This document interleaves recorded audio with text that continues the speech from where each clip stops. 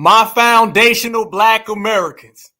I know you remember this guy from a few days ago, and he was trying to cuff up a foundational Black American woman. I know y'all remember him. Let me give you an update on the whole entire situation, okay? Mr. Fufu Mutombo Lumumba thought that he was going to get him an FBA sister. And he found out the hard way that FBA sisters ain't rocking with bushmeat. So a couple people made some phone calls. Next thing you know, he ended up getting arrested.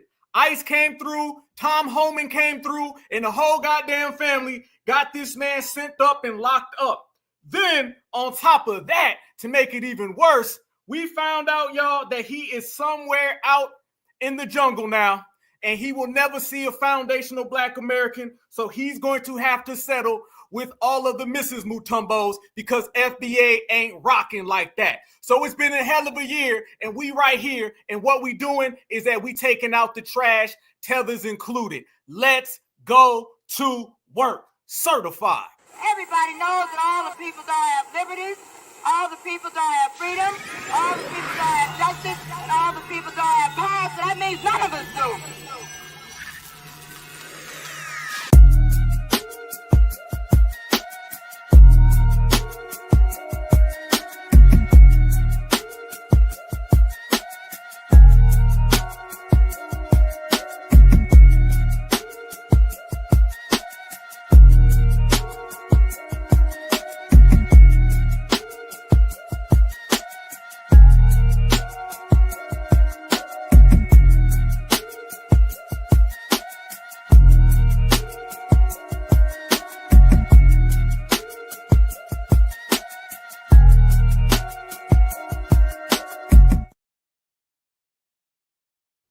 We in the house.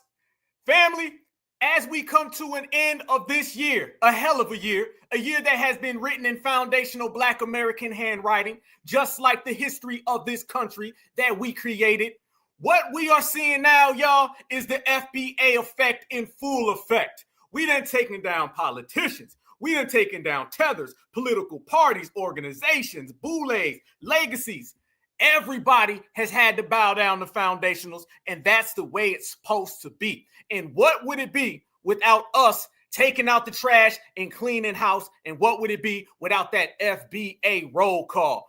We going all the way in tonight, y'all. We going all the way in tonight, and I need y'all to let her know that we are in the building, in the place. So yes, if you in here right now, make sure you smash that like button. Let the whole goddamn world know your city, your town, your state, your region, because I got a feeling this is going to be another one of those classic Black Alpha Network episodes, and I got the feeling that the whole damn world knows that we always win. And how do we always win, family? We win by a knockout. Let's go to work. That part. Peace and love, y'all. What's going on? We in the building right now, Black Alpha Network. It is another great Tuesday. Certified Black Society. We already got 300 people in here in 3 minutes. That's how we get down, and it's been a hell of a year. But before that ball drop, let's go ahead, family, and drop some of these people who've been getting in our way, okay? Let's go ahead and drop some of these organizations that thought that they had us, and let's let everyone know you ain't coming in this house without wiping your feet on the floor. And that's what we doing. Shout out to my brother, Black Truth United. You absolutely right, brother. KO, we in here, y'all. We don't hide. We don't run. We in here. We on one. You know, a party ain't a party if we don't come. How y'all been, y'all? How y'all been? Shout out to the Bay Area. I see you. San Diego, Orlando's in the building. Much love and respect to the whole FBA family tree. I'm feeling good right now. I'm feeling good because, you know, we've been winning. And winning makes you just walk with an extra step. Everybody wants to know why the world copies foundational Black Americans, why they always want to act like foundational Black Americans, why we got a style that everybody flies their asses all the way over to here so they can emulate. That's because we win. You win with style, and then the whole world watches. Well, family, we've been winning with style, and we've been completely addressing everybody that needed to be addressed. We taking out the trash. You got a dustpan, you got a mop, you got a broom, and this is what we're going to do. We're going to make sure that everybody knows exactly what we've been saying, and we're going to make sure that everybody knows exactly what type of time that we're on. That time is certified time, y'all, and certified time is all the damn time. We got rid of the old black media. We got rid of the boule. Shout out to St. Louis. Love St. Louis. Shout out to Columbia, South Carolina. Love Columbia, South Carolina. We got rid of the old black media. We got rid of tethers because they thought we was playing and the Democrats, y'all. It's going to be a holly jolly Christmas, all right? And foundational black Americans are the main ones that put it all in motion, all right? You seen Homan Martin. He ain't around here no more. No. I'm going to show you today. He's very stressed out. Matter of fact, y'all, you name the person. You go ahead, give me a name, and then we're going to go ahead and put them up on that Winter Jam screen, all right? And we're going to show everybody who's really the boss in here. We're going to talk about Jasmine Crockett. Y'all see her out there? Yep, she's done for. She didn't even get started. You know, hey, in order to be done, you got to get started. She didn't even get started, but we ran her all the way out. Joyless Reid is about to get fired. We called it. We said that Al Sharpton was about to be in trouble. He's in trouble. We said Tethers was going home. They going home. Y'all seen Mr. Mutombo. He tried to holler at my FBA sisters. FBA sisters completely G-checked him. Now he's somewhere out in the damn village, all right, trying to get a date. That's what we do to people. We send their asses packing, and we send them back home. That is the foundational black American way, y'all. And it's been great. And y'all know what we do right here on the Black Alpha Network. We celebrate, all right? We don't walk around and say what we need to do. Everybody else can do that when the whole family's right here, and we've been breaking records right here on the Black Alpha Network. I just got my little update, family. We got 10,000 subscribers in 10 years. You know what I'm saying? And, 10,000 subscribers that most people take 10 years to get, we ended up getting them in 6 months. Let me tell you, that is something I appreciate, y'all, and I respect that. So one love to y'all for bringing me all of that good energy, y'all. It's just a special day. But I need y'all, while you're here, to smash that like button, okay? Smash that like button. We are in the building, in the place. Ballers gonna ball and them haters gonna hate. And I want everyone to know how much appreciation I have for y'all, how much love I got for y'all to do 10,000 subscribers, y'all, in simply 6 months. That is phenomenal. That is phenomenal. And that all comes from us. And I appreciate the love. I always will appreciate that love, y'all. And we just going to continue to build on that, build on that, build on that. And everybody whoever thinks that they're going to get in our way, they're going to find out the hard goddamn way. The FBA is here. And that is a 24/7, 365 thing. They ain't got to like it. They ain't got to love it, but they better respect it because they damn sure can't check it. So much love and respect, y'all. We've been cleaning house, as we've been saying, and going down the list, y'all. And we've been really letting everybody know that, you know what I'm saying? I appreciate that, Iron Will. We've been out here doing real work. I appreciate that as well. I appreciate it. Thanks, man. Much love. It's all of us, though. Listen, I don't know about nobody else, okay? I don't know about nobody else's channel. This goes because we came in the game as a family, all right? We started this year, and we're going to end it as a family, okay? This is how we get down. This is how we get down.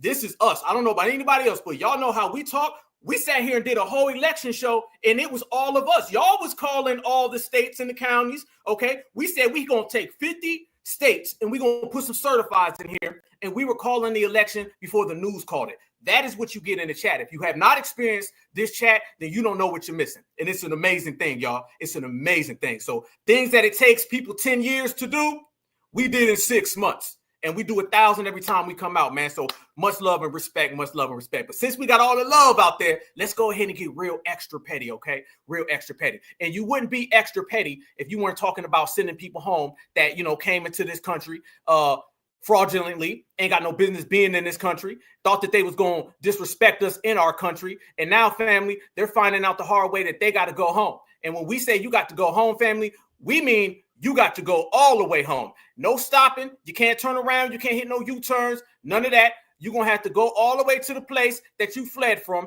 And family, what has been better for deportations than foundational Black Americans? We've been the ones out here really putting in that work and sending people home straight out the gate. We've been the ones out here really doing our thing. Y'all know what it is.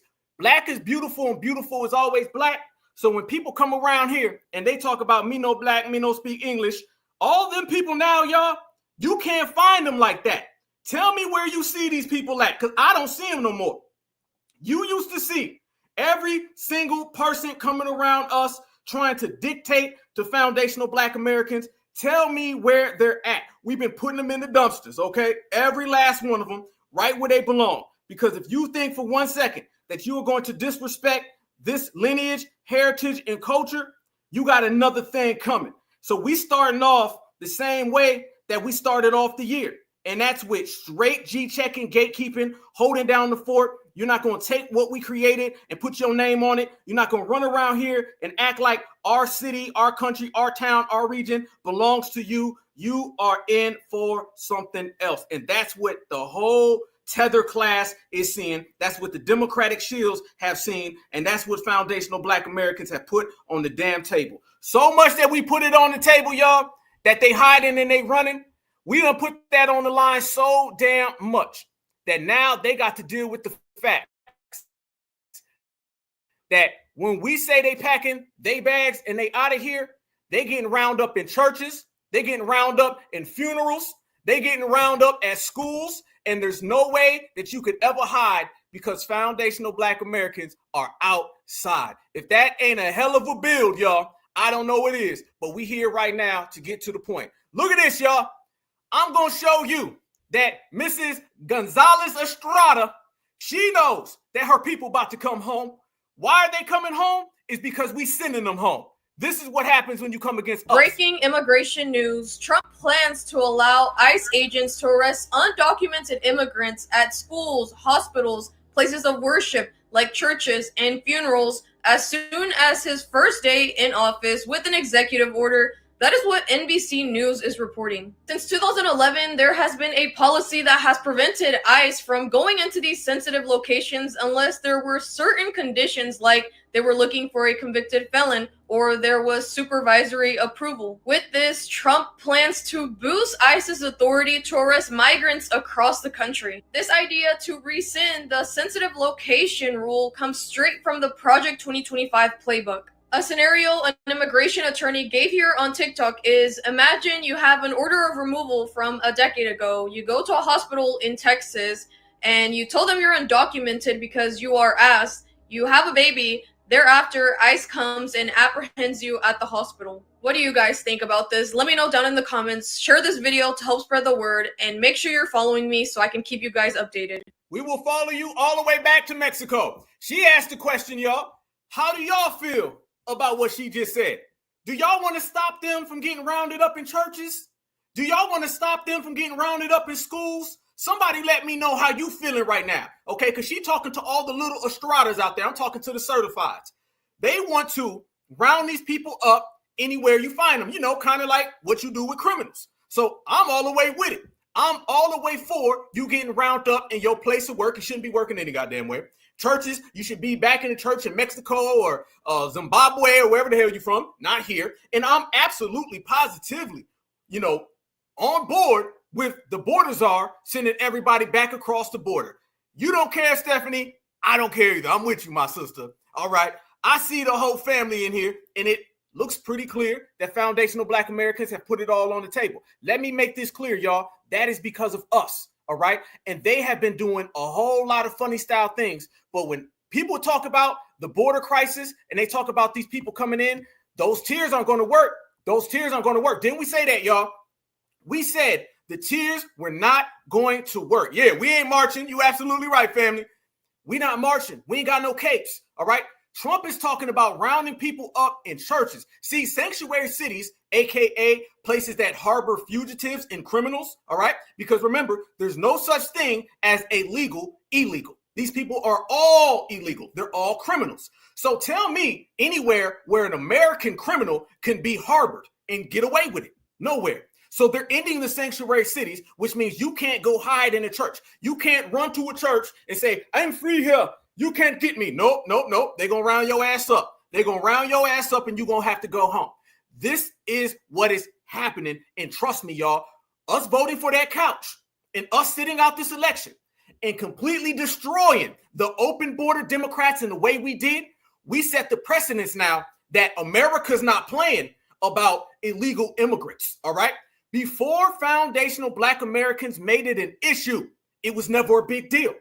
The best thing that we accomplished since we taken out the trash on this broadcast, the best thing we accomplished, y'all, is we let the whole damn world know that how we feel about illegal migrants coming into our communities, that's something that y'all can run on, you can win elections on, and when that happens, somebody going home.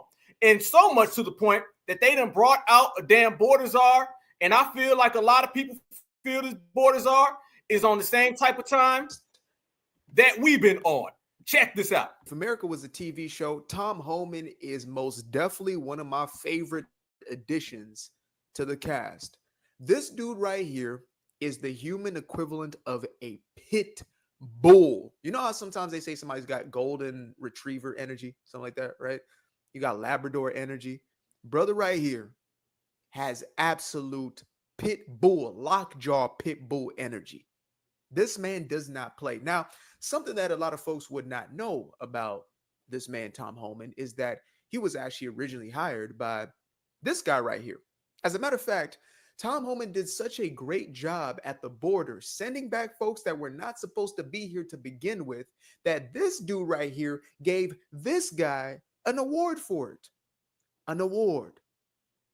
After sending back 4 million illegals, buddy right here got his award. And so this is nothing more than a return. Nothing more than a return for the pit bull. And yet for some reason, all of a sudden, it's now become an issue of politics and of race. It wasn't a problem when the pit bull was under this guy's command, but as soon as the pit bull is unleashed within Trump's administration, now it's racism, right? Now it's the tearing apart of families. Now it has nothing to do with making our country safe as it has with you just don't like people who aren't white. Make that make sense for me, folks. Make that make sense. I'm going to make all the damn sense because foundational Black Americans been the ones calling this out from the jump, from the giddy up, from the start. They know how it is when we get to talking them real facts and we drop them real receipts. By the way, how many of y'all knew that Barack Obama put Tom Homan in place? A lot of people didn't know that, right? Let's be honest. Barack Obama, he at the time was all for deportations. So was Hillary Clinton. So how did America make this turn in terms of sending people home or letting them stay? A lot of people didn't know. I'm going to tell you why. Barack Obama and the Democrats, they started to be completely open borders as soon as foundational Black Americans start getting on code. When we start getting on code, they said, open them goddamn borders, all right? Because they weren't afraid of the African American. They weren't afraid of that, okay? You run around calling yourself an African when you're really an American. Who the hell's afraid of that? They said, nope, ain't no problem. They didn't have no issues when people were saying that they were minorities or they were POCs. See, nobody got to combat a POC. A POC get in line, okay? A minority get in line. An African American gets to the back of the goddamn line. I mean, think about an African American. You're running around here claiming a continent that don't even like you, a continent that sold you, and a continent that you ain't never been. That is as loser as you could be. We showed up, got rid of all of that, and cleaned house and took out the trash the same way we're doing right now. Yeah, FBA been taking out the trash for over a decade now, all right, since we got on code. As soon as we did that, they said bring everybody in. Bring them all in. We got to combat these FBAs who are so on point. They talking about ending our democratic plantation. We can't have that. They're sitting there not wanting to get replaced. See, the African American was absolutely positively okay with getting replaced. They were fine with it. The African Americans running around here saying, please, go ahead, replace me. Remember, Black folks used to fight for the right to be replaced. That's what it used to be. It's just a shorter matter of time. Now we showed up, y'all. That don't go on no more.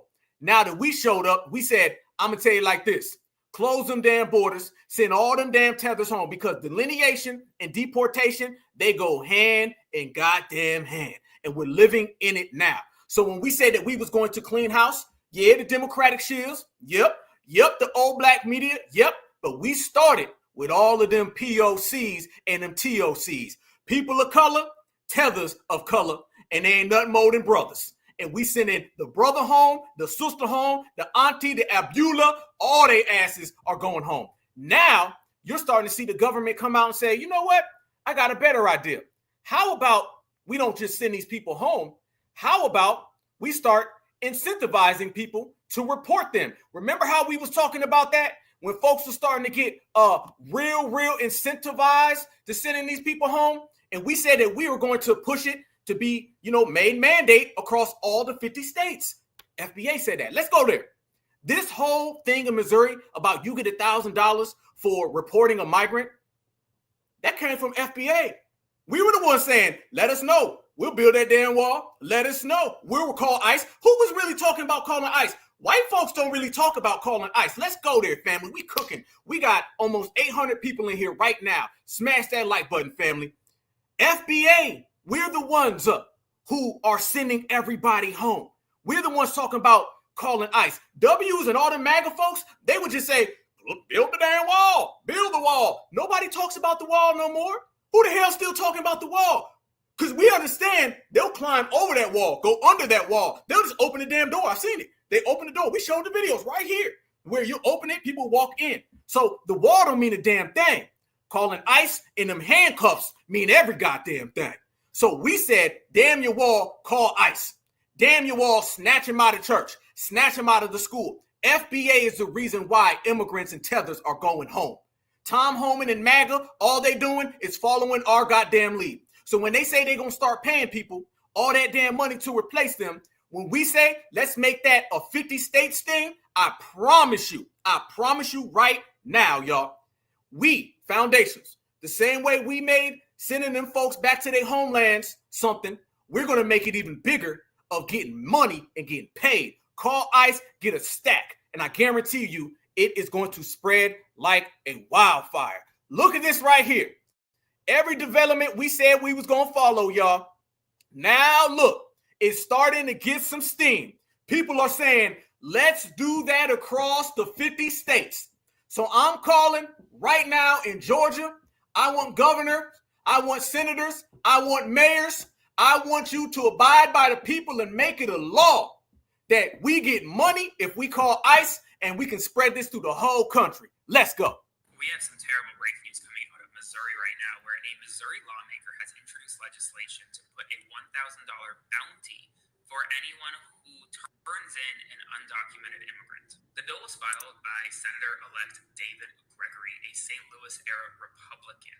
And the bill would essentially give $1,000 to anyone who turns in an undocumented immigrant to Missouri State Highway Patrol. I'm going to have to agree. That is terrible news. The state of Missouri is offering a $1,000 bounty on every illegal that you turn in. And the other 49 states ain't doing that shit too? Greg Abbott, Greggy, Hot Wheels. Do you know how many fucking illegals we have here in the state of Texas? Do you know how many Texans would love the opportunity to earn a quick $1,000 per head? One over here. Can we make this shit countrywide? Yeah, participation from all 50 states. This is a tough economy. I personally could use a couple extra grand, you know?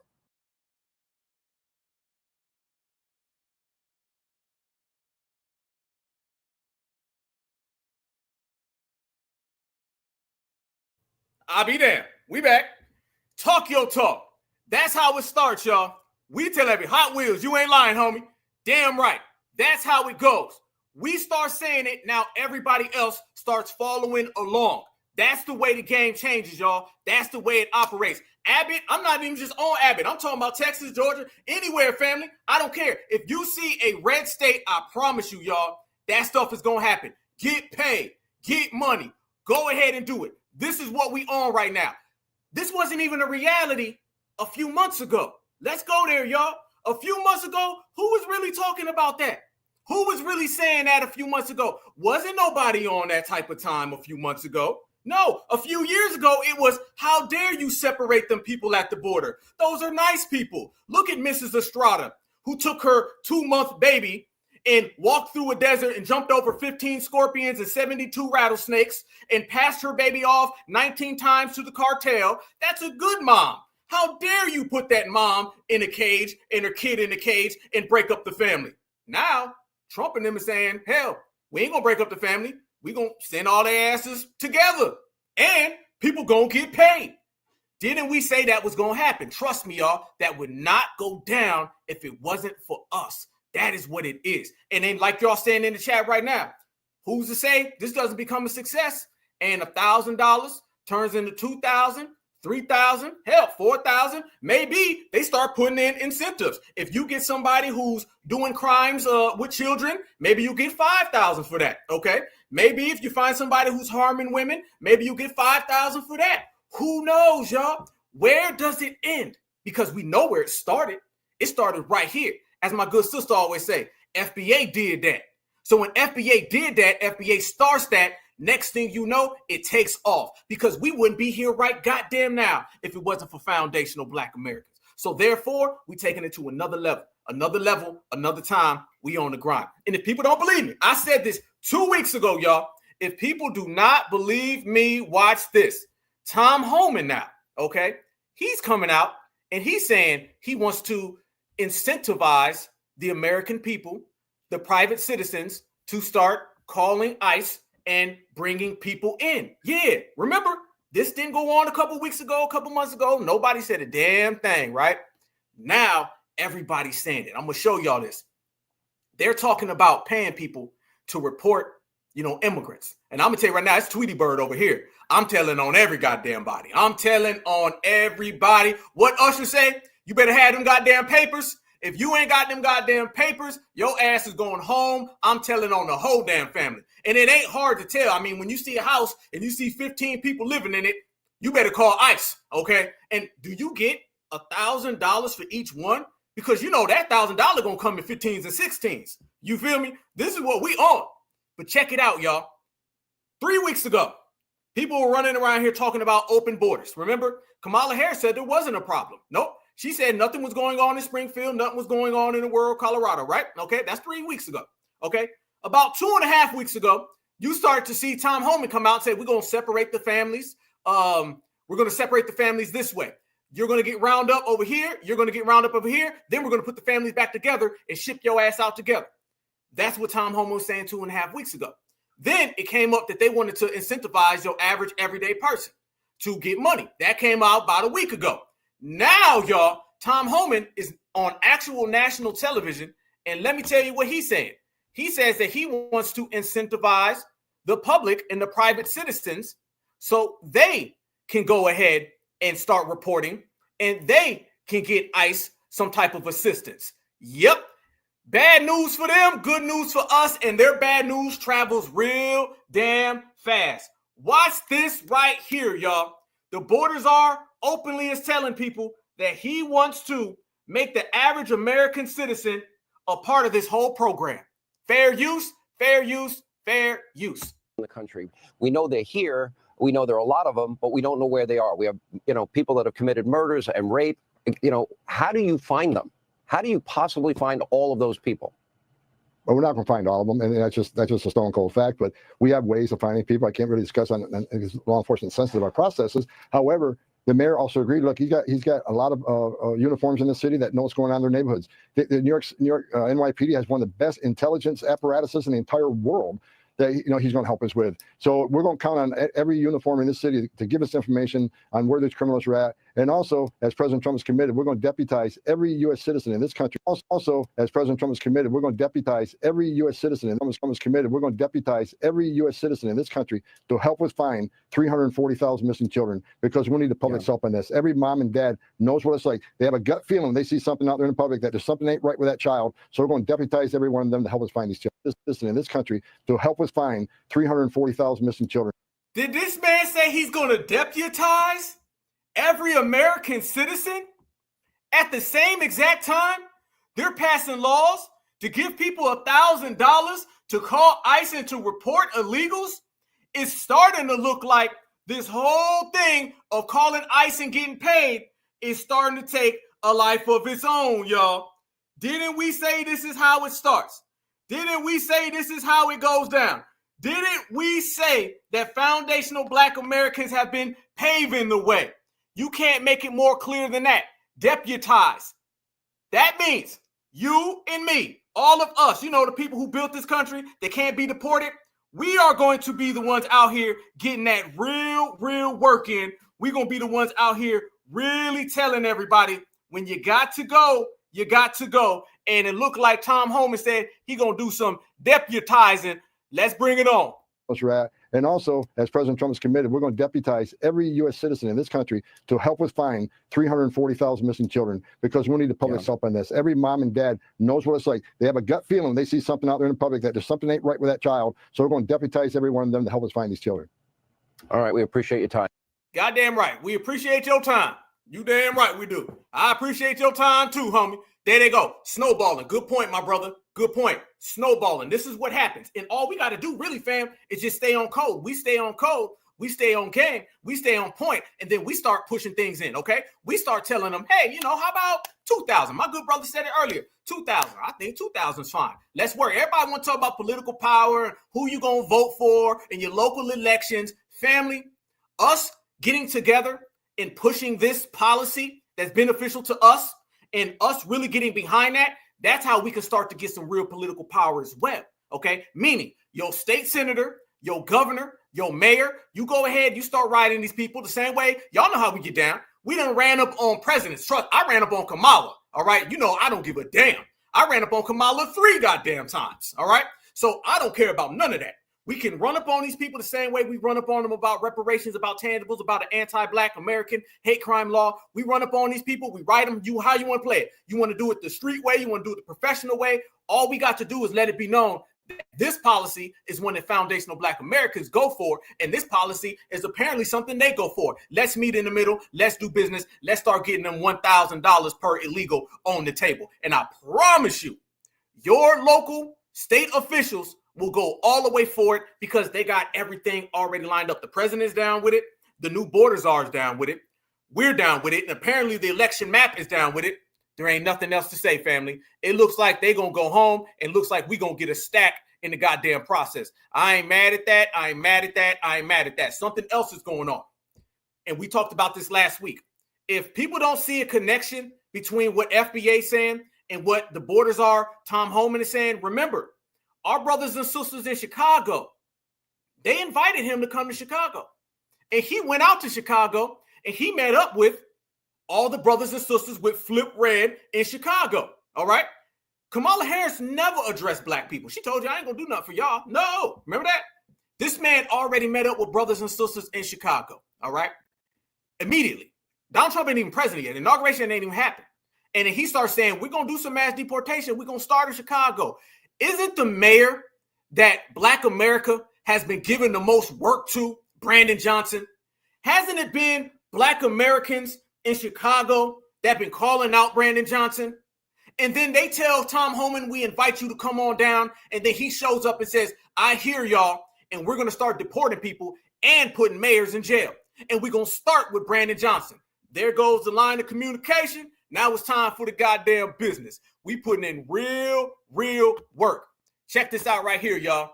This is what taking out the trash look like, okay? This is taking out the tether trash, the illegal trash.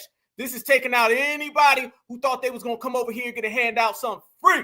Doesn't look that way to me. Watch this. Your deportation plan is going to start in a big way in Chicago. And you said the governor and the mayor can either help you or get out of the way. But you also said if he, meaning the mayor, if he impedes us, if he knowingly harbors or conceals an illegal alien, I will prosecute him. So you will not only go after the illegal migrants, you may go after some mayors who aren't helping. If they step over that line, they can sit back and watch us, which I find incredible. You don't want to take public safety threats out of your community to help us. But there are laws on the books that we will prosecute. It's 18 U.S.C. 111, impeding a federal law enforcement officer is a felony. Title 8 United States Code 1324 III. If you knowingly conceal or harbor an illegal alien from ICE, that is a felony. When I was an agent a long time ago, I've arrested U.S. citizens for harboring an alien in their home or place of employment. If I your deportation plan is Whoa. Listen to what he's saying right there, y'all. He's saying that he has went after employment. Remember, everybody always talks about the migrant crisis, and they say the biggest thing that people have to do is start going after the people who harbor them and the employers. Well, that right there is showing you that the employers are on that damn list. One more time. in Chicago. And you said the governor and the mayor can either help you or get out of the way. But you also said if he, meaning the mayor, if he impedes us, if he knowingly harbors or conceals an illegal alien, I will prosecute him. So you will not only go after the illegal migrants, you may go after some mayors who aren't helping. If they step over that line, they can sit back and watch us, which I find incredible. You don't want to take public safety threats out of your community to help us, but there are laws on the books that we will prosecute. It's 18 U.S.C. 111, impeding a federal law enforcement officer is a felony. Title 8 United States Code 1324 III. If you knowingly conceal or harbor an illegal alien from ICE, that is a felony. When I was an agent a long time ago, I've arrested U.S. citizens for harboring an alien in their home or place of employment. If I There you go. Damn it. Damn it. Damn it. It's all laid out right now. It's all laid out right now. They fixing to go. I'm telling y'all, they about to go home. I haven't seen anything that's making me believe that these folks are going to be here in America or going to be running around here talking about we created hip hop and we created America like y'all did. The days of the Biden, Kamala, Democrat thing, that's over with, y'all. You see that. He talked about the employer. He started talking about arresting people who harbor American citizens who get in the way, deputizing us. $1,000 is already on the table. Foundational Black Americans are on code. We taking out the trash and everybody's got to go. And let me tell you why it's a big issue, y'all. I'm going to tell you why. The Democrats have made these people so damn arrogant because they don't want to follow the law. Because why follow the law? They don't have to follow the law here in America because the law has been benefiting them. Have y'all seen how absolutely happy those tethers were for the last 3 or 4 years? I want y'all to think about every single tether you've seen. And I want y'all to think about how they were talking to us. They were talking to us very disrespectful. But it wasn't just FBA. No. Tether's been running around here getting handouts. And you know what happens when someone always gets handouts? They eventually start thinking that everything's for free. They get disrespectful. And then they tell America, we don't give a damn. So they're starting to get that backlash from all of that back talk. Yes, they are. Look at this right here, y'all. People don't believe us. When we've been telling everybody about these tethers, let's be real. The tether's been telling us that tether is a bad word. Don't you ever listen to somebody who asks you to quit saying tether, all right? If someone doesn't want you to say tether, that's because they are a tether, all right? And they're trying to disarm you. Tether is the greatest word created in the 21st century. I don't give a damn, y'all. Tether is an amazing word. Tether, tether, tether, tether, tether. There you go. Keep on saying it. Because before we were saying that, y'all, these people were utilizing that we all brothers talk. They were trying to get foundational Black Americans on board. Tether put a stop to all of that. One simple word put an end to all that. Neely Fuller always talks about your language, your words, your lingo, using the proper words at the proper time, precise and concise on how you utilize it. That's what we've been doing. And by us saying tether, we were able to frame these people. And now all these people are going home. You think it's a big issue, y'all? Wait until next year. And then, do you think it's a coincidence that when FBA, we got our verbiage correct and we started saying tether and FLIR, out of nowhere, you started to see deportations and folks going home. So the W's are out here talking about sending these people home. We out here saying tether and FLIRs, and it goes hand in hand. There's no coincidence. There's no accident involved. Soon as we got our verbiage correct, everything started happening the right way. Look at this right here. Shout out to my brother, the Advents. I see you, family. Y'all look at this right here. This is how arrogant these people been out here in these streets. This is Mr. Lumumba, okay? I think Mr. Lumumba is from Zaire. But I want you to see how he's telling this cop, yeah, I break the law, and I'm a tether. And Biden has been giving me free stuff. And Kamala says that I built America. I don't have to abide by you. I don't have to listen to what you say, Mr. Bradley. I am Mr. Lumumba, straight out of Zimbabwe, Zaire, and Nigeria. And I can tell Americans whatever I choose to because I have tether privilege. Well, guess what? All that tether privilege is over come January. Your insurance. I don't have driver license. I don't have. Why don't you have a driver's license? I don't have it. You don't have one at all. Nothing. So why are you driving a vehicle? Because I want. The vehicle is my vehicle. That's why I'm driving. But you need a driver's license to operate. I don't need it. Yes, you do. I don't need driver license. Yes, you do. No. Yes, you do. No. I'm telling you. Because I have driver license. That's why you want to pull me. No. I'm telling you. No. I don't have driver license to give you, sir. Sir, keep your hands out of your pockets. For reason. Because for my Okay, sake, now because you say that. Okay. I need your driver's license. Because you told me to put it away. That's why I'm putting it inside. I need your driver's license. I don't have driver license. Yes. I don't have. Why? Because I don't have. Then what's your I name? don't need driver license. Then what's your name? I don't have name. You don't have a name. You can tell me your name and tell me the reason why you are. I'm Officer Sheriff Staff. Okay, my name is Mr. X and I don't have driver license. I need your first name, last name. I don't have driver license, sir. Tell me the reason why you arrested me and tell me I the told proof. you why I'm talking. I don't learn even 50. Call another cab. That's They're it. coming. Okay. Call. Because I don't give nothing. I don't give nothing. Well, I need your stuff. Stop. Don't go back in the vehicle, sir. Sir, please. Whoa. Hold up. Wait a damn minute. Are y'all seeing this? Family. I want you to enjoy this, okay? Because these are the tethers that we've been warning everyone about. These are the tethers that we've been telling everyone was over here trying to steal FBA culture, was getting spoiled by Camilla, was getting spoiled by Jim Crow Joe, and they don't feel that they have to operate within the laws of America. Think about it. If you got something called a sanctuary city, which means you're allowed to break the law, of course you're going to start getting very confident, very arrogant. If you see homeless Black Americans while you go up in a luxury hotel high rise and we're freezing, of course you're going to start getting tether confident, tether privileged. This is what we've been telling America. They didn't want to listen. Now they got to watch it. And we going to watch it with the popcorn popping while their asses are going home and getting deported. Go ahead, Mr. Lumumba. Tell us how you feel. Stop. Sir. Go next way. He's fighting.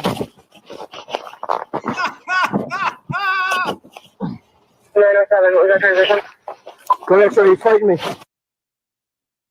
I don't fight you. I don't fight you. Hey, listen what he's saying. I don't fight you. I don't fight. No, I just want your love. I don't fight you. You wanna hit me? Stop. Put your hands behind your back. Sir, put your hands behind your back. Put your hands behind your back. Are y'all laughing like me? This is the reality, y'all. This is what's about to go down in America. Tell us more about your tether privilege, Mr. Lumumba.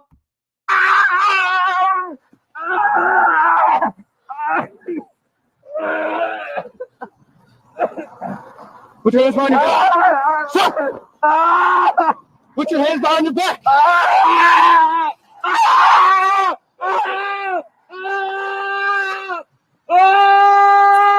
He said, help me, somebody get me, someone help me. This man done popped up, y'all. Hey, he done showed up on the scene. He says, FBA ladies, this is what I want. Tell us more. Tell us about your privilege, bro. Why you wanna kill me? Why you wanna kill me, Bonani? Why you wanna kill me? Why? Why you wanna kill me? Why? No, the hell we didn't just see that right there. I'll be damned. Y'all cold in the chats, by the way. Y'all cold in the chat. Yeah, I'm a tether and I say so. Real talk, though. You're right. That's really what it is. I'm a tether and I say so. That's kind of what the reality has been for the last couple years. This man said, help me. I don't fight you. He really thought that he was going to disrespect.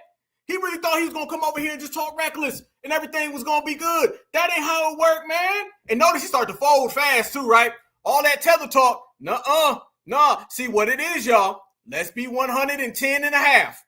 They come over here and they talk reckless to us, all right? They talk reckless to foundational Black Americans, and then they start to really think that they can talk like that to everybody, all right? They think the way they talk to FBA, they can just go around and talk to everybody that way. Because remember, they don't see themselves as Black. They don't feel that they're Black people. And since they don't feel that they're Black people, then basically, y'all, they don't see the system of supremacy. Remember, if you don't think that you're Black, you don't identify as Black, you say me no speaky and all that stuff, then you don't understand the system of supremacy, but the system of supremacy understands you. Didn't I tell everybody? I said, we're going to start seeing more and more videos about these people getting snatched up, pulled out of wherever they are, and everybody is going to see what it is. This is what we're talking about. This is what we're talking about right here. Family, I said it. Soon as the election happened, I said, y'all, certifieds, gear up. Because the videos we going to see in the latter part of 2024, 2025 are going to be these people getting snatched up. And I said we was going to be here laughing. Well, we just seen him get snatched up, and I see y'all laughing. So I guess Alf was right again because we called it. But it didn't take a rocket science to call it. All you had to do is have two eyes, family, and be able to see. We seen these people was getting very arrogant. I'm going to tell them I say so. Tether privilege. What you doing, nigga? You not nothing. And then they start thinking they're going to talk like that to Ken. Ken snatched him up, and trust me, that guy's on the first thing smoking. He said he ain't got no license. He said, I don't have a name. I don't have one. Now, we've been saying that they don't have birth certificates. He might have been telling the truth about the name thing. I don't know. You ain't got a birth certificate, not having a name don't really, throw me off like that. But this is what we saying, y'all. This is what we saying. This is how it's going down. We in the building, in the place.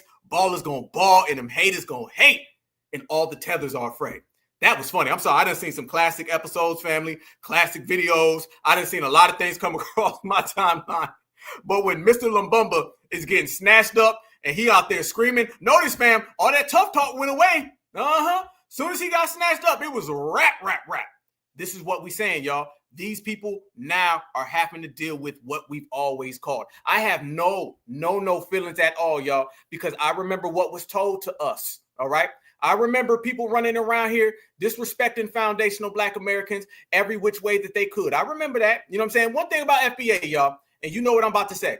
We see and we hear everything, all right? We see and we hear everything. We know when people disrespect us. We know when people are very, very out of line and out of pocket. We know what these people were saying. So now, your ass going to have to go home. And, I'm going to be sitting here watching you go home. I'm going to be waving at you because I'm already home. What we say last week, family, going home to us is going to the family cookout and then getting in our car and driving right back to the house. All right. Us going home don't include fences or water. Okay. We ain't got to do none of that stuff. All we got to do is just walk home if we want to. You can't. But speaking of that, I want y'all to see more shots being thrown, more strays coming out there because we talked about Camilla, all right, and how Camilla is completely done for. And we called her whole thing out. It's another thing that all of you guys actually called out. I will tell the world now, it was this chat right here. And I mean, every one of y'all who called out what was going to happen with Camilla Harris, y'all said that she was about to lose. And then y'all said that she was going to cackle her way out of existence. And I'd be damned if that didn't happen. Y'all look at Tom Homan right now. Tom Homan's dissing her. And he's talking about how he's the new border czar in town. And he ain't going to be cackling. Any parting words for the outgoing border czar? Who was that? Oh, yes, Kamala Harris. Any words, sir, since you are taking her job? I'd like to thank her because I can't do anything but succeed because I'm following a massive failure. I can't lose. Damn. I can't do anything but succeed following her because she was a massive failure. I be damned. Camilla out here catching strays from the new border czar. Border czar? Who was that? Oh, yes, Kamala Harris. Any words, sir, since you are taking her job? I'd like to thank her because I can't do anything but succeed because I'm following a massive failure. I can't lose. There you go. You can't because Camilla has ran herself out of existence. Camilla's done for. You ain't ever gonna have to see her no more, family. She hitting the bottle right now. We already talked about that bottle. And trust me, she hitting that bottle or the bottle's hitting her. One way or another, she ain't all the way here. So therefore, we on one. But like I told everybody, it wasn't just Tom Homan. You got a lot of people in that Trump administration who are all on board with what's going on in terms of getting these people out the paint. And it's not just one or two people. You got a gang of people out here. Yeah, we laughing at all of them. Family, it's good when you can be FBA excellent and just laugh at everybody. Laughing is a good thing, man. Laugh. What they say, laughter and humor, that extends your life. Well, I guess foundational Black Americans, y'all, we going to live an extra 20, 30, 40 years coming up because we laughing at every goddamn body. We hate to say we told you so, but we told you so. Watch this, though. When people think it's going to fall back and things are going to get real different, it is, y'all. Watch this. There's a lot of people in Trump's administration, and they're coming after all of those tethers, and they out there saying the same thing we've been saying. But watch how Stephen Miller talks about them.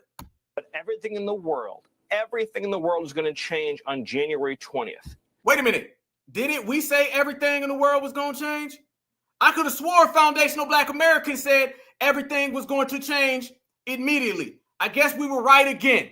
Damn, FBA never loses. But everything in the world is going to change on January 20th, because the President of the United States is going to use every single legal, diplomatic, and financial tool to halt the entry of all illegal aliens into this country. There will be no benefits. There will be no entry. There will be no asylum. There will be no admission. You may be prosecuted. You will certainly be arrested, and you will absolutely be deported. The entire world, Mexico, Northern Triangle, Central America, South America, Africa, Asia, the Middle East, will get this message. Whoa! Wait a minute. All those places he just named, weren't those the same places that the Democrats were allowing them people to come over here and say that they created America? Wait a minute. Whoa, hold on now. This is getting real heavy out here in these streets, family. It looks like the same places that those folks came here from, the same exact places that the Biden administration told us were the ones that created America. It looks like there is no unlawful Democratic plantation is getting G-checked, and it looks like the Republicans are all for sending these people home. I'd be damned if this ain't what FBA's been saying again. Certainly be arrested, and you will absolutely be deported. The entire world, Mexico, Northern Triangle, Central America, South America, Africa, Asia, the Middle East, will get this message. There is no unlawful route to enter the United States of America. Every presidential authority, including his absolute authority under Article 2 to defend the territorial sovereignty of the United States, will be used, from the Department of Defense to the Department of Justice to Homeland Security and every single other lawful authority at his disposal. It will be the end of the evasion. It will be the beginning of the liberation. Well, see, There you go. Easy work. Easy work. That's what I'm talking about. But fam, let's be real. I'm going to ask y'all a question. I really want to ask y'all this question. We've seen them talk about incentivizing American citizens. We've seen them talking about deputizing American citizens. You've seen that guy said everything is going to change come January, okay, the inauguration. You've seen him name Central America. He started naming Mesoamerica. He started naming Africa. Family, is that not everything that we've been saying? I'm going to ask this to y'all. This is what I want. I got to hear this from the family, okay? Because I got a suspicion, but what I say don't mean nothing. I got to hear it from y'all, okay? Y'all going to be the ones who verify that, all right? It's everything that you're hearing about sending these people home, the problems that they have started, taking jobs from us, being elevated from us, getting deported, ran up in the church, ran up in funerals, ran up in their jobs. Is that not everything that's coming from us? That sounds identical to what foundational Black Americans been saying for the longest amount of time. They basically said everything except tether. That's basically it. The family is spoken. Shout out to my brother Church. I see y'all. Shout out to my good sister. I see you. It looked exactly like what foundational Black Americans have been saying. This is what we've been saying. Family, that's our agenda. Those are our talking points. Don't ever separate that. They don't want to connect us to that, though, okay? Because you got to remember, if they connect us to that, then they see we got way more power than they want Black Americans to believe. They don't want us to believe that we got enough power that the damn Republicans will follow us verbatim, and send these people home. Family, it's to the point, straight up. Everybody talking about tangibles. Everybody talking about why would y'all vote for these people? Why would y'all sit on the couch? FBA know what the hell we doing. We've been getting tangibles left and right throughout this country. How? It's because we've been putting pressure on everybody, and there's more tangibles to come.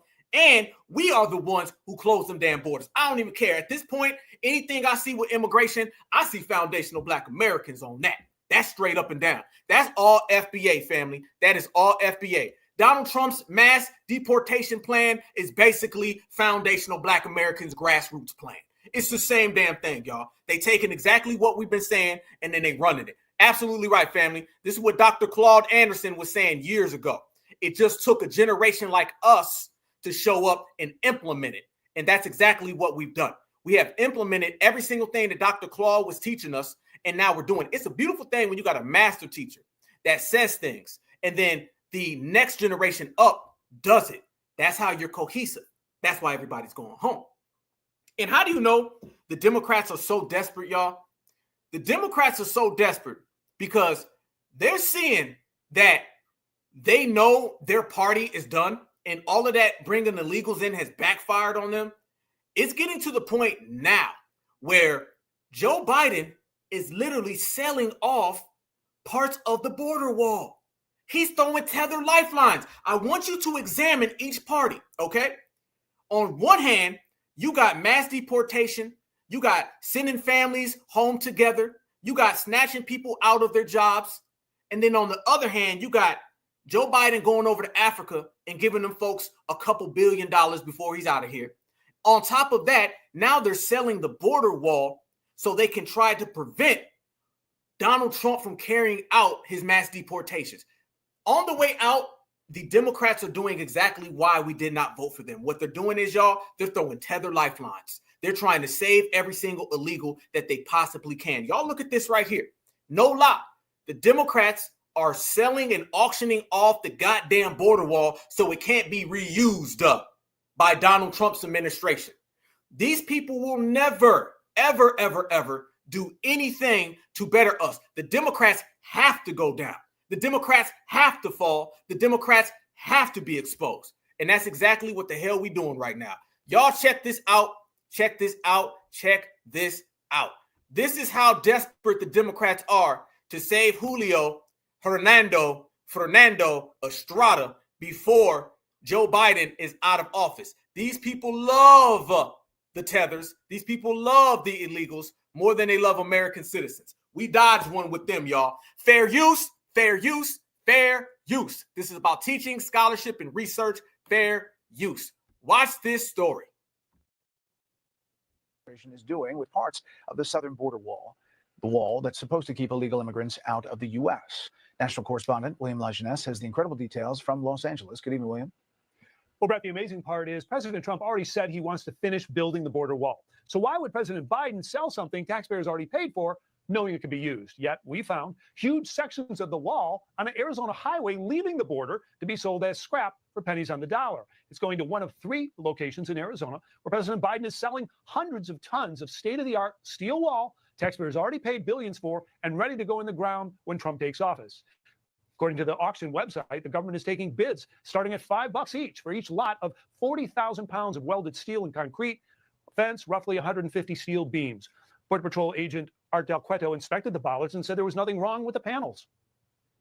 I mean, honestly, that's just a slap in the face, not just to the agents that are out there working, to the American public as a whole. They could have just left these panels alone. Well, last year, the government sold more than 700 of the 30-foot steel segments for roughly $200 a piece, meaning taxpayers took a loss of about 10 grand for each one. President Trump installed 455 miles of steel fencing. An additional 250 miles was under construction when President Biden halted construction, leaving huge piles of light poles, electrical supplies, crushed rock, and steel rotting in the desert. I found this pile near Yuma about 3 years ago. Now, the incoming border official with President Trump told me he was outraged because they could use these things. Now, DHS had us call the Army Corps of Engineers, which told us to call the Defense Logistics Agency, who handles the auction. They told us to call the Secretary of Defense, and they said put it in an email. Y'all see that right there, y'all? Y'all see what they are willing to do to help out the illegals on the way out? So we see what the next 4 years was going to be, which we called out. We said that these people were going to go down with the illegals, and they will do anything for the illegals. There you go, family. They'll do anything for the illegals, even on the way out the door, say, well, you know what? Let's just go ahead and stop the border. They're trying to stop the border from being built, even when Donald Trump is about to be the damn president. The Democrats family absolutely opts of the community. So when we start talking about taking out the damn trash, they are the main ones where we've been taking out the trash. But, you know, there's been a lot of people on the ground that's been seeing a lot of things. You got 2 types of illegals right now, okay? You got the illegals who are trying to come into the United States of America by running here real quick before Trump gets here. And then you got the other ones who are trying to just go back home, okay? Those caravans are trying to turn all the way back around. But let me show y'all this. Y'all know those little app programs and stuff? People are watching that Joe Biden on the low is bringing in a lot of folks. A lot of people are coming into America based on those apps. This is going to get very real. The reason why it's going to get real, you guys, is because Donald Trump and Tom Homan and Stephen Miller and a lot of the MAGA people, they want to carry out the biggest mass deportation in American history, and they're all for it.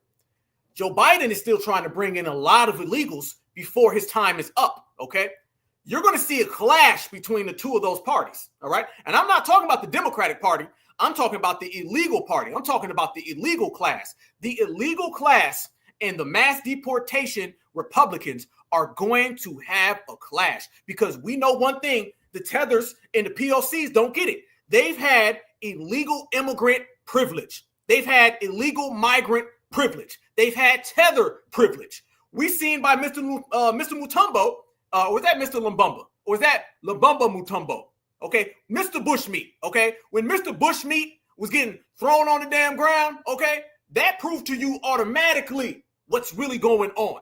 That is the first one. That's the prelude of what's about to happen next.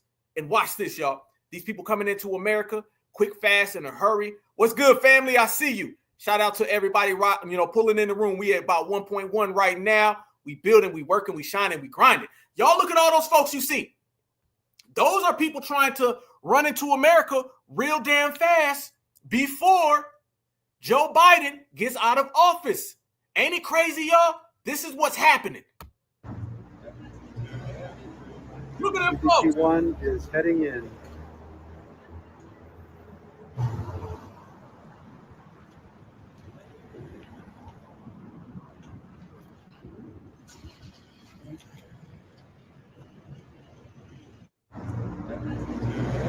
Piling right on in. One is heading in.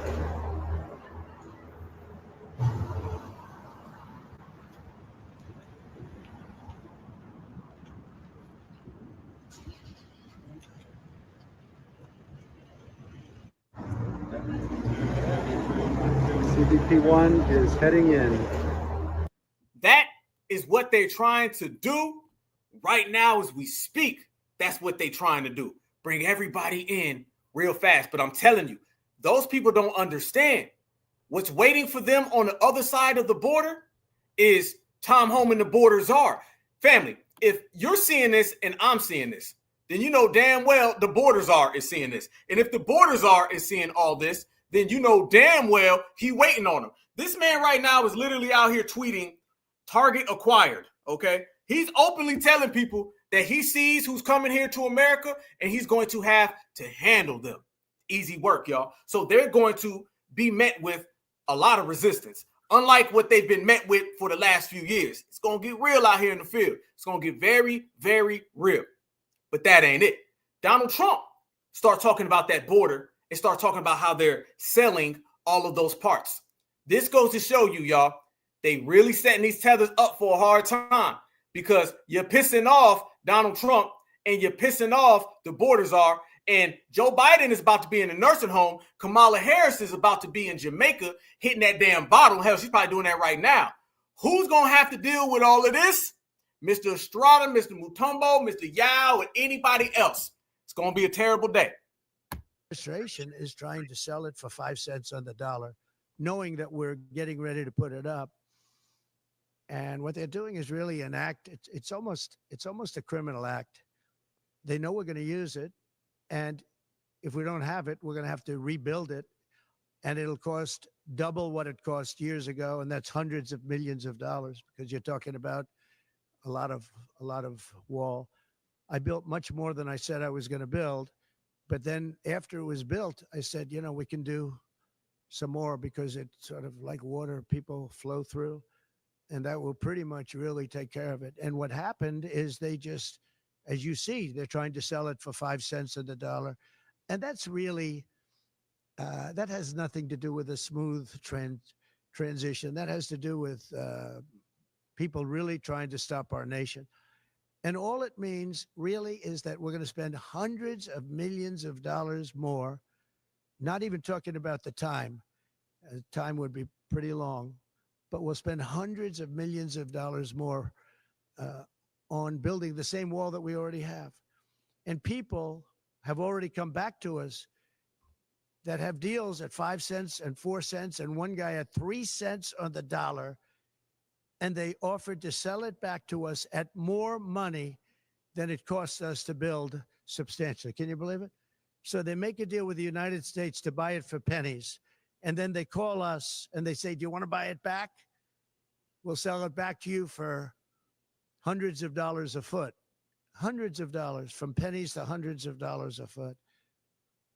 And we can't let this take place. Now we're going to go. I spoke with the Attorney General of Texas. I spoke to the senators of Texas. I spoke to a lot of people, and hopefully they'll be able to stop. We're going to be, having a restraining order. But just think about how ridiculous it is. And this is just people that don't want this country to succeed. And this has nothing to do with Democrat or Republican. This has to do with common sense. We won on common sense, and this is maybe one of the most egregious examples I've seen. So the people that are buying it or trying to buy it are trying to make a deal with us to sell it back at hundreds of times more than we paid. And this is all because the Democrats. So I'm asking today Joe Biden to please stop selling the wall. We're going to use that to create a strong barrier. And it worked. That's why our numbers were so good. It really worked, and it worked well. And it's very expensive to do. And I'm asking Joe Biden to stop his people from giving it away. It's something that people can't even believe is happening. So hopefully Joe will be able to stop it. We'll soon unleash American energy, and this will be done at. I'm going to tell you right now, let them continue doing this right now, family. And Donald Trump is going to come on those tethers even more. Even more, family. It's going to get worse. It's going to get worse. It's going to get worse. And that's good for us. Everything just looks like it's in our favor, man. Look like everything we're doing is on point. Family, we got politically on code, and now we're watching all of this stuff unravel. We're watching the American system unravel right in front of our own eyes. And we're the ones who are responsible for a lot of that going down. Yes, Joe Biden, go ahead. Throw those tether lifelines, because we know Trump is going to take them away. And then what's going to happen? Let's be real, y'all. Joe Biden is allowing as many illegals to hurry up and come to America. That's why he's been real, hush-hush. He's trying to bring them all into America as he can. And then they're going to get here on that tether privilege. They're going to get snatched up, and we're going to be laughing. But this is what it is, family. It's not just Donald Trump.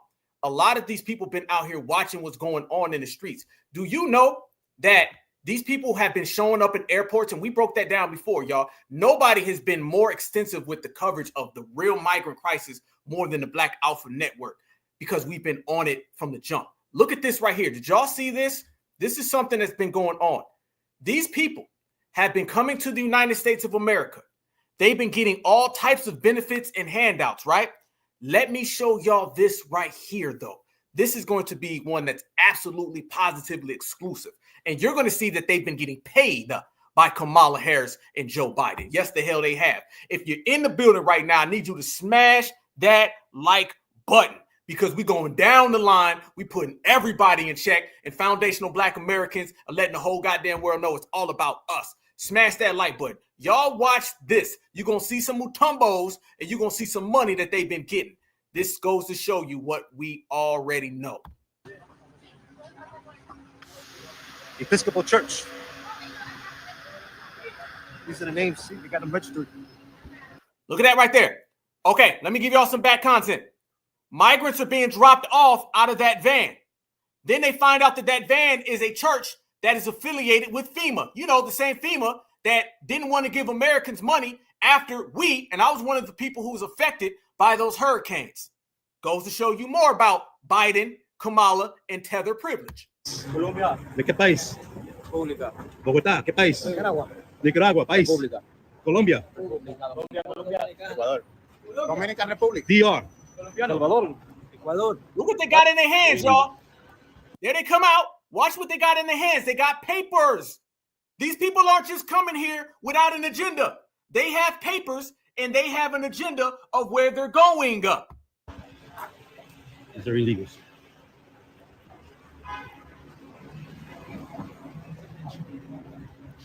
¿De qué país? Colombia. ¿De qué país? República. Bogotá, ¿qué país? Nicaragua. Nicaragua, país. República. Colombia. Colombia. Ecuador. Dominican Republic. DR. Salvador. Ecuador. Brasil. Colombia.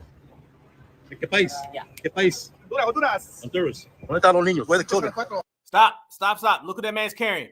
Watch this right here, y'all. Honduras. Look at that. Boy, I'm telling, if you in the building right now, smash that like button, share this episode. We taking out the trash, we cleaning house, and we starting with every single migrant and tether that comes here, y'all.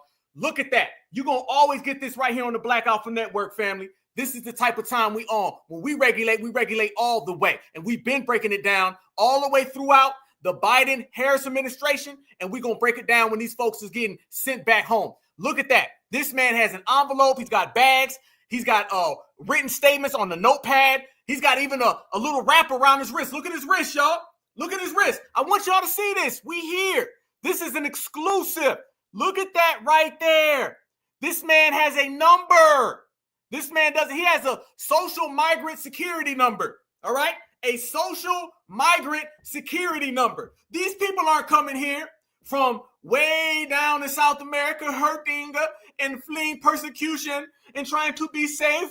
No, these folks is pulling up in a van with bags, with money, and you know money's in there. As a matter of fact, family, I want you right now, I'm telling you, tap that like button, family, because it's about to get real. This, what I'm showing you, is only half the story. I'm going to not show you money in a bag. I'm going to show you money that is going into an actual bank teller. That shows you these people ain't playing. The man's can look at him. Look at Mr. Estrada. Look at Mr. Estrada, y'all. This is what we dodged. This is why we voted couch, okay? This is why, hell yeah. Tom Homan, send him home. Hell yeah. $1,000, hell yeah. Snatch him up in church. Because they come into your communities, y'all. Remember, I'm the one who delivered the statistics. These people get dropped off in cities that occupy 70% of the Black American population. Kamala Harris, Joe Biden, Barack Obama. It's their policy to erase FBA with people like them. And remember, Kamala said none of this is going on. And what do you mean, black jobs? Proceed. ¿Dónde están los niños? Where are the children? Where are the children? No niños aquí. What company do you work for? Plaza de Paz. What? Family? Look, a company? I thought these people was all broke. I'm putting receipts, family. Oh, we rocking. That's all I do. Receipt after receipt after receipt. Tax returns up in here tonight, y'all. Nothing but hard facts. That's what we do. Look at that man. That man got the tag. That man got the envelope. He got the notepad. He got 4 bags. He got 7, 8 different people coming. What we talking about? It says in Mexico.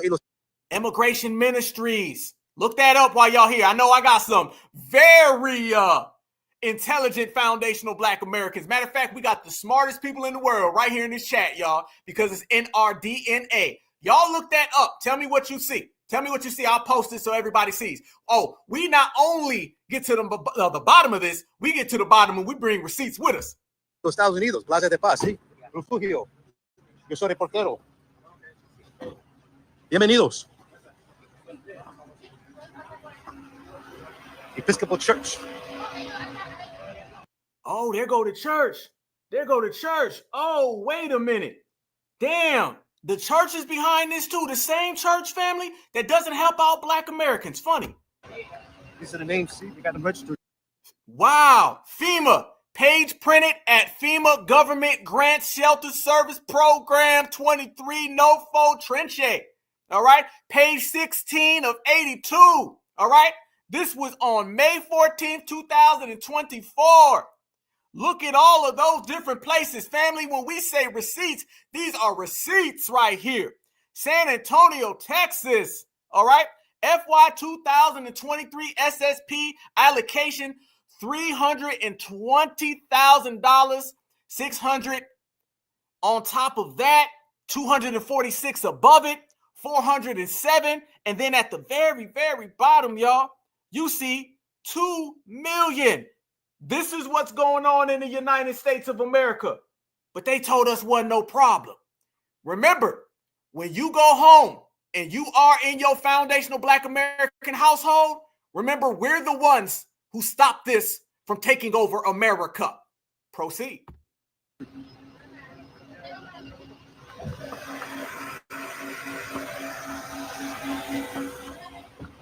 Oh.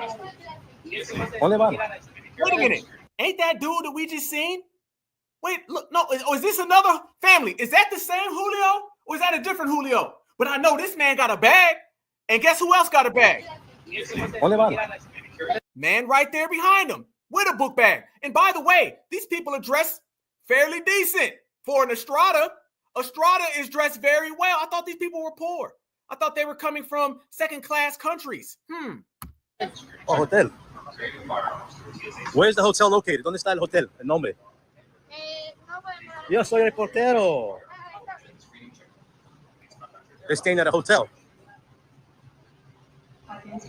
Look, that man, hey, thumbs up.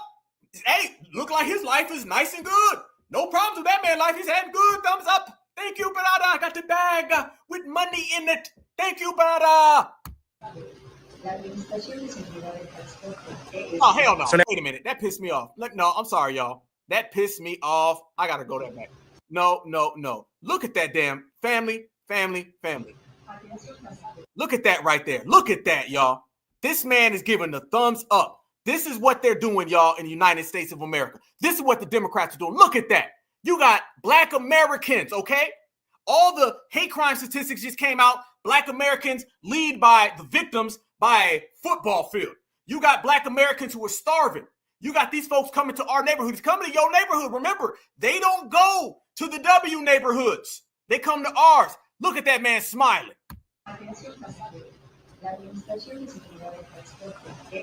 Fernando, our senior citizen journalist.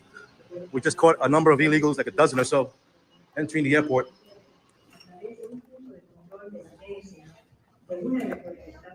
This is Kamala Harris. This is what she's built. This is all hers. ¿Dónde queda el hotel, señor? ¿Dónde queda el hotel donde se va a ir? Did y'all catch that? Tell me y'all caught that. Watch this, y'all. Tell me you caught that. Harris. This is what she's built. This is all 1, 2, 3, 4, 5, 6, 7, 8, 9, 10. Look at all these people, y'all. Look at all of them. hers. ¿Dónde queda el hotel, señor? ¿Dónde queda el hotel donde se va a ir? Nuestro reportero. Sí, ¿Cómo se llama el hotel? Depende, ellos tienen diferentes. Oh, pero ¿ustedes pagan para eso o ellos pagan para eso? Depende en el caso. Okay. Gracias. So that's one of the NGOs. Episcopal Church de Paz, that means peace. You can see there's two of them there. So we're going to follow the illegal aliens. You see, you got your new, they're going to replace you guys very soon. You know that, right? They're going to replace the Black and Hispanics of America with illegal aliens. How do you feel about that? You have no comment. You don't. Look at that. Look at that, family. I guarantee they vote Democrat. He's telling them. You see, you got your new, they're going to replace you guys very soon. You know that, right? They're going to replace the Black and Hispanics of America with illegal aliens. How do you feel about that? She don't care. She said she don't care. He said they're going to replace you. I don't care. I guess that's the 140,000 people who was on the Zoom chat with Camilla. Okay? She said she don't give a damn. You sitting there, you watching this happen. And he's saying, how you feel about it? I don't care. Who cares, right? Vote Camilla. Vote Camilla Harris. You see right there. Anybody who's been at the airport in the last 10 years have seen this.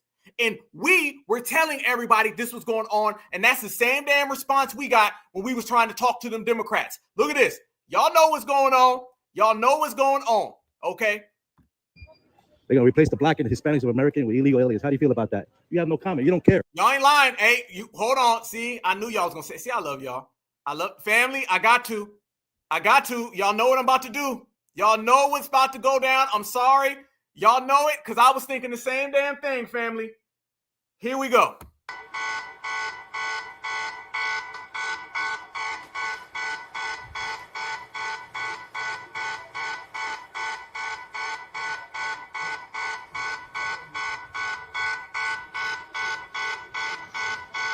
We're going to follow the illegal aliens. You see, you got your new, they're going to replace you guys very soon. You know that, right? They're going to replace the Black and Hispanics of America with illegal aliens. How do you feel about that? You have no comment. You don't care. You don't care. It's true, though. All right, so. ¿Ya tiene los boletos? ¿Ya tiene los boletos? No, yo voy para usted. Oh, it's good. Okay. He's going to the hotel. That's his handler. Family. Remember, for all of these people, They're getting guided around. Those are their handlers right there, you guys. Those are the folks who handle them. So I believe, I'm just being honest, I believe that was a tether. I believe that person that was there working was a tether. And I believe the tether was allowing the POCs to walk in. I definitely believe that was a tether, family, straight up and down. You could tell she had the lace rug on, no FBA sister swag. I believe that was a tether. So you're seeing tethers oversee the migrants coming in here and getting our money. Watch this, y'all. Here we go. It's about to get real. Where's he taking them? Where's he taking them to? Whoa. Is that an ATM? Whoa. So he's instructing them how. Whoa. Am I not dropping receipts tonight, y'all? Are we not certified tonight, y'all? Let's go. Y'all see what's happening right there? The guy who's working with that little FEMA-funded organization with the blue on, he goes up to them guys, stops them, walks them over to the ATMs. Where y'all get that money from, no? Where y'all? Camilla told me they wasn't getting no money. Joe Biden said they wasn't getting no money. Everybody wonders how these folks been able to survive in the United States. Looks like they've been getting paid very, very damn well. They're being walked over to the ATM with what money? You just told me you came here from Middle America. ¿Ya tiene los boletos? ¿Ya tiene los boletos? No, yo voy para usted. Oh, it's okay. Vamos a cambiar. He's going to the hotel. Watch, he get them? Come here. Watch. Come on over here. He's pointing. Oh, right there? Okay.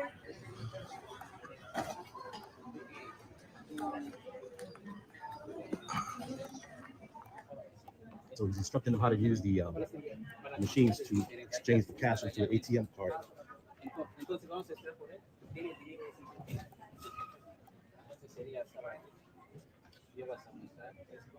It's the ready station, they call that kiosk. It connects the cash to a card. There you go. I told you I was going to show you the money.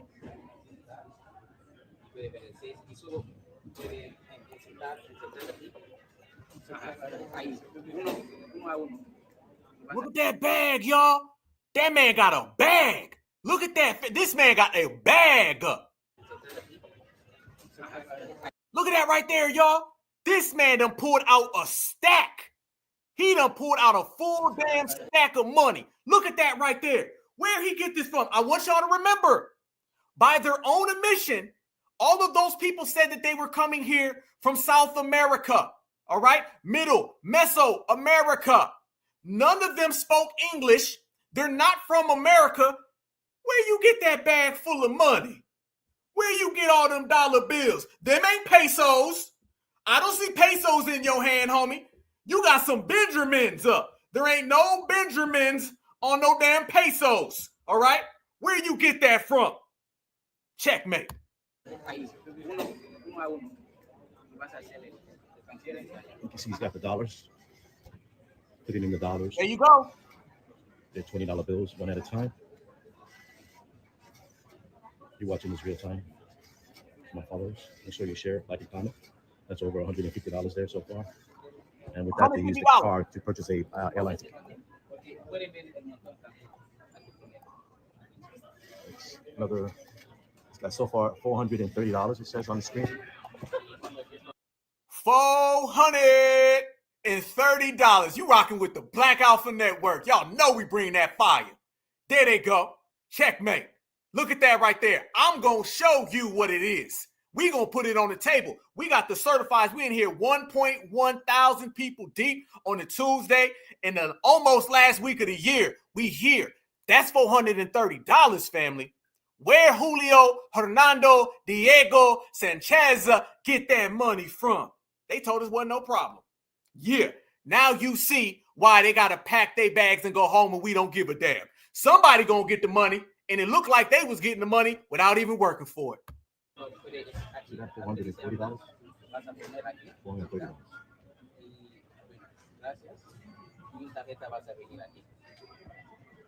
Please take your card. Please take your card. Please take your card. Take your card. So he's taking the credit card out of the machine.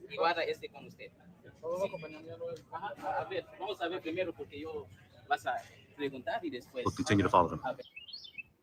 And so if you like my content and you want to help support me, please go to... There you go, family. There it is. There it go. Now they know. Y'all seen how that played out right there? We done showed you these people get off the bus with bags. We seen who they were working for. FEMA sponsored. FEMA wouldn't give us no money. And you seen that. Matter of fact, didn't Kamala Harris say that they were going to give us only $700 for all of my brothers and sisters in Carolina and Georgia who were devastated by the hurricane? She said that just, 2 months ago. That man just had $430 off rip. And trust me, that bag had more. And then there was about 15, 20 other people, and I bet they all had about $500, $600, $700. So basically, Americans get the chump change and the illegals get all the paper. That is why we stand on business. That is why we've been regulating. Remember, y'all, they come to our communities. So while the Democrats tried like hell to get us not to acknowledge that, we acknowledged it because we understand that is what goes on. Family, I just showed you. Them people literally are getting bags, getting stacks. They trying to run to America as we speak. So when we see these folks getting turned around and sent all the way back home, sent packing, damn good. Damn good in the hood. It's a beautiful day. Why? It's because we not playing none of them games, y'all. We sitting back and we watching these people get rounded up. We sitting back and we watching these people get sent back to their homelands, and that's where they belong. Right back in your damn homeland, not here. Imagine that. Imagine not even speaking the language, y'all, okay? Imagine not even being able to say hello or goodbye, but yet you getting paid buku money. Fam, we're not talking about $20 here. We're not talking about enough so they can go get them a McDonald's cheeseburger. We're talking about people coming over here and getting handed the bag. That is what you get when you deal with these type of people. So it shows you these folks don't give a damn, and they were trying to erase it. That was the black erasure right there. That was the black erasure right there. We know they was coming to America. We know that they was getting paid. We know they was coming to our communities. That's the black erasure right there. And then the Tether airline people were sitting there watching it happen. She said, nope, she ain't got no comment. Okay? Remember that. Remember that. Remember that. Lock that all the way in. So when we see this right there go on, and then we turn around and we see this right here, we understand, y'all, that was part one. Now this is part two. Part two ain't too good for the Tethers. Part two got us laughing. Part two got them packing their bags. You talk about how much the economy will lose if the United States actually enforces our immigration laws and deports folks who are here illegally. And I want to quote you now. You say some industries would be particularly hard hit, including construction, agriculture, and hospitality, which combined would lose more than 2.5 million workers. What's the argument here? That there aren't American workers who are available to do those jobs? No, and as I said previously, there likely are, but the issue is that— And you don't want their wages to rise?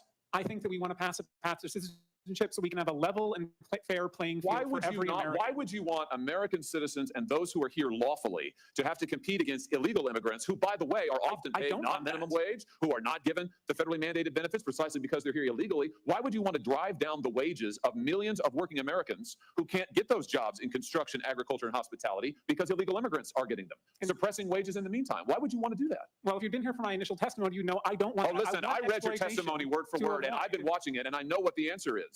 You don't actually care about working people because you're absolutely hell-bent on this ideological agenda of opening our border. You want to give everybody who's here a path to citizenship. You want blanket amnesty. You talk about mass deportations. That's your word, not Trump's. You want mass amnesty, right? It's right here in your testimony. Damn. You want a path to citizenship. That's amnesty. Pass a background check, who pay a fine. That's amnesty, who you just said there's millions of people. 13 million people. Right, 13 million people you want to dump into the labor force. They are already who will drive in the labor force, illegally. They're here, taking jobs from American citizens. And so, perfect. So here's your plan. So just if you're wondering, America, here's the Democrats' plan. Take the 13 million plus illegals who are here, taking jobs from Americans, taking wages down, taking health care benefits, and bring them here legally so that they can continue to drive down wages, flood the labor force, and suppress Senator Hawley, they can't flood the labor force if they're already part of the labor force, which is they are flooding the labor force now. That's what's happening now. Why the majority have been here for over 15 years, many millions of years. And what has happened to working class wages in that time, Mr. Reichlin-Melnick? Working class wages are currently going up. Yes, oh, really? They've gone up over the last 15 years? Over the last 15 years, I will have to consult the economists on that matter. Yeah, they're down, way down. What world do you live in? Listen, here's the deal. The American people just voted. The American people just voted. You know what? It's my time, not yours. So you're here to answer my questions, not to offer a soliloquy. And let me just end with this. The American people just got a good look at your economic program, and they voted against it. We've had an open border for the last 4 years. We have had de facto amnesty, as you yourself just said, for the last 15 plus years. It has been a disaster. People have died because of it. Wages are lower because of it.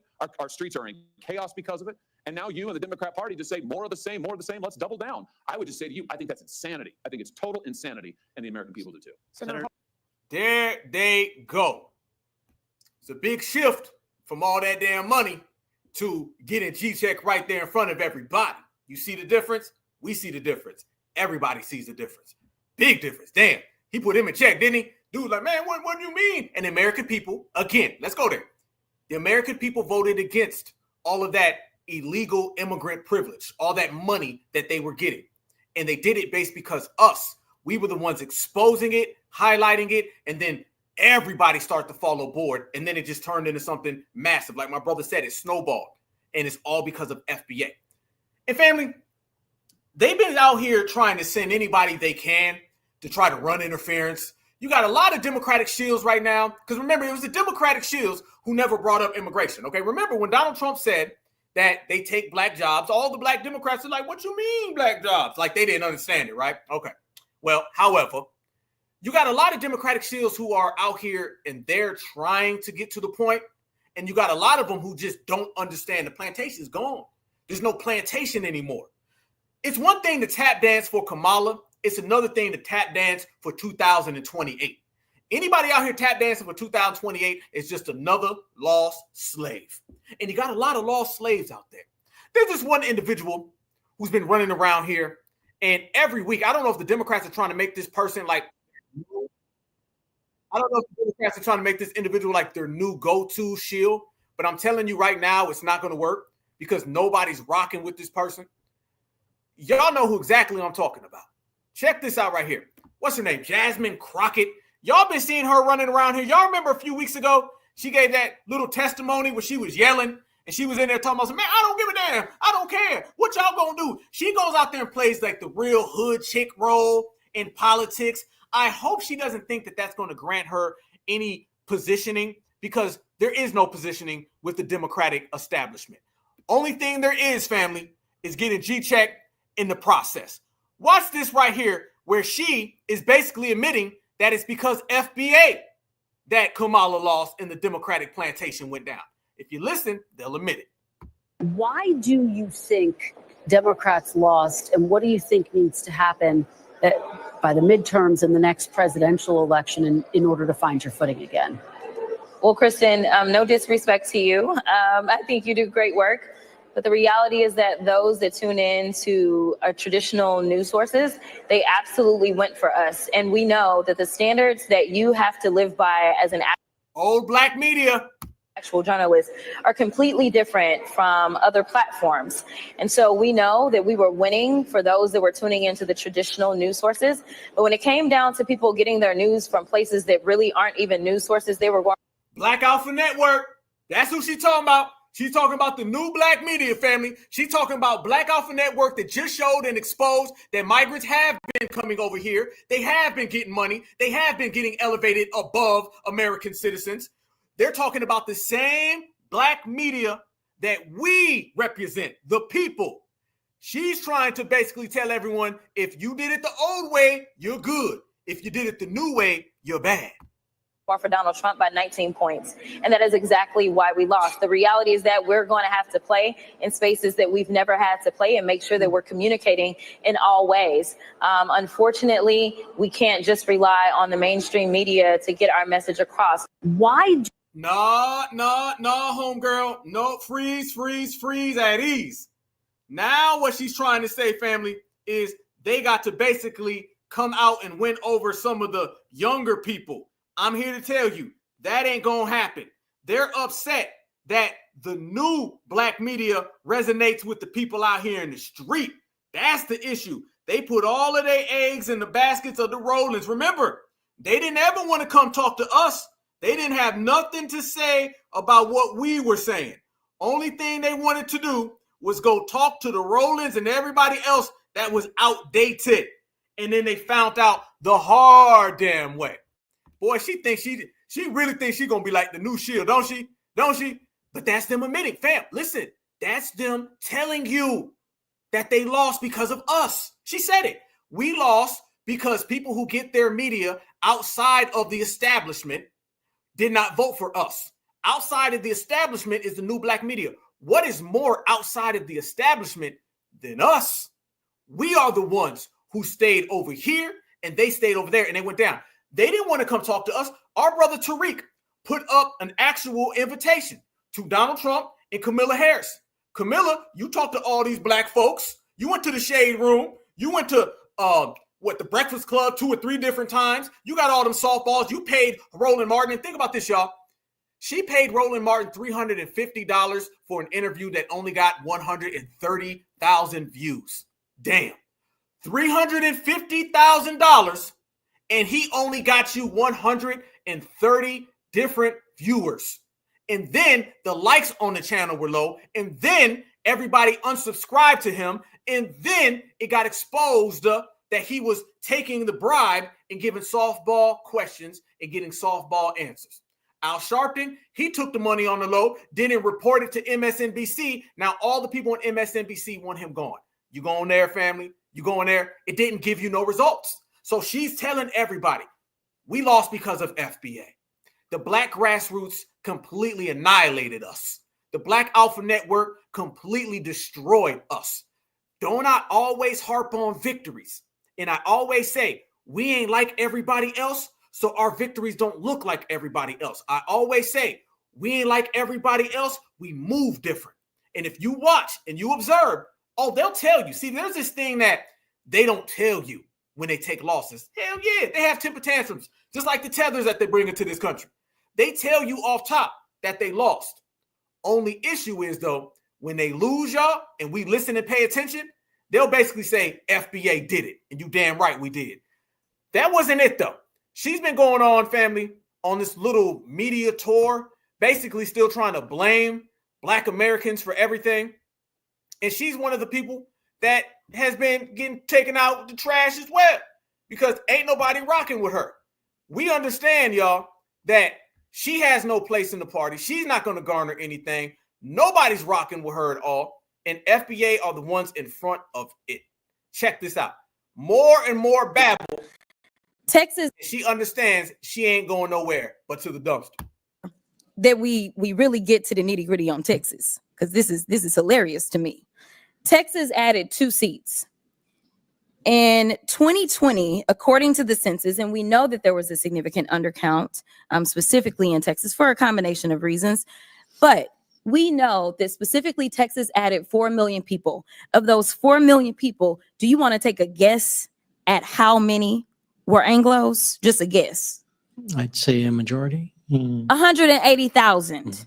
That's it, of 4 million. 95% of the people that were added. And we know that when it comes to minority populations, they tend to be. There go minority. There you go, family. You knew it was out there. Here she go with the minority rainbow coalition. Undercounted. So get this. We added 4 million people. They were people of color. People of color. You knew it was coming. Family, she going down the whole dictionary of Democratic shilling. Ain't she? She done pulled out the Democratic Shield Encyclopedia. She just starts saying everything. Rainbows, people of color, black and brown, minorities, African Americans. What about black on blacks crime? If you don't vote for me, you ain't black. What's up, Fife Dog? Damn. Texas got 2 new seats. So they took those black and brown and Asian. Black and brown. There you go. And Asian. Family, are y'all hearing this shilling right here? She going down the list, reading it off. We not letting people like her act like they speaking on behalf of us. Notice she started talking about black people, and y'all see how quick she pivoted off the lineage, y'all? And by the way, is she even of the lineage? Because a lot of people been hitting me up telling me that she is not a Black American. If y'all can confirm that, please let me know, and we're going to go ahead and put up another tether alert, because I'm not so sure that she's of the lineage at all. And we know the Democrats love their tethercrats, y'all. Yes, you see what we mean about taking out that damn trash, family? She's trying to run that same gambit, ran through every single group in the world and making it look like she talking for us. You ain't talking for us. You talking for the Black and Browns coalition. Yep. But remember, that same Black and Brown coalition and minority coalition, them is the folks that got Kamala whooped on election day. And bodies. And guess what? Do you think that we got a new black, brown, or Asian seat? Somehow, the way that they do their Republican math in the state of Texas, that amounted to 2 new white seats. Guess what? White Republican seats. We got 2 new Republican seats out of 4 million people of color. So let me tell you, they love to use our bodies to apportion us. What you mean our bodies? What you mean like any of those other people that she just named ever identify with us? They like to use our bodies. Our bodies is what they want to use so they can get some type of credit for the struggle in which we have all had to deal with in this Western Hemisphere. This Western Hemisphere that Martin Luther King had a dream in. And that dream will come true as long as we can get everybody back on board. Get the hell out of here. Us in an inaccurate way. Very inaccurate. Everything you said is inaccurate. Gone. That is another person. And we taking them all the way out today, y'all. This is it. We're going to end this year right. We're going to end this year very, very correct, y'all. Everybody who thought that they was going to get off on foundational Black Americans is finding out the hard way. No. It ain't working like that. Nope, it ain't working like that. Not at all. This is good. This is real good. They don't know what to do. I'm telling you right now, nobody likes her. Go look at the comments. Go look at the comments anytime you see her talk. Everybody's out there just roasting her. And by the way, speaking of roasting people, y'all remember I was showing y'all some of those pictures from Bakari Sellers, and I was telling y'all that Bakari Sellers and Andrew Gillum might have been kind of getting a little too close to each other. I don't know if y'all remember that, okay? But we was talking about Gillum and Bakari. We're having a jolly time somewhere. These Democratic shields are whooped up to the point, family. They don't know what the hell's coming next at all. At all. They don't know what's going on. Did y'all see Bakari Sellers get completely punked from the, what's his name? Is it Tom Jennings guy? Watch this right here.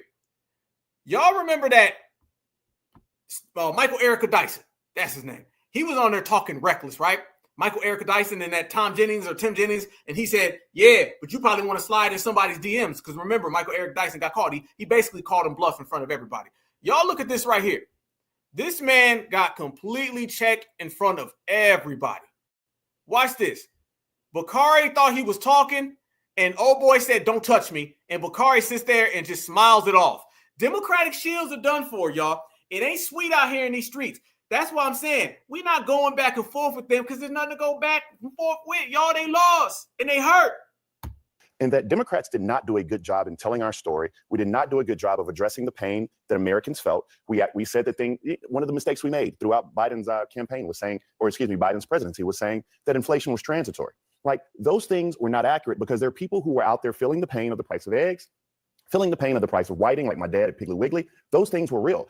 What Scott was not accurate about, which kind of happens around the table sometimes, although I know you want to be. Don't touch me. I can't touch you. All right, everybody keep your hands to yourselves at the table. Is he playing? Look at this man right here. Look at this man. Look at this man. Who's the alpha male in here, y'all?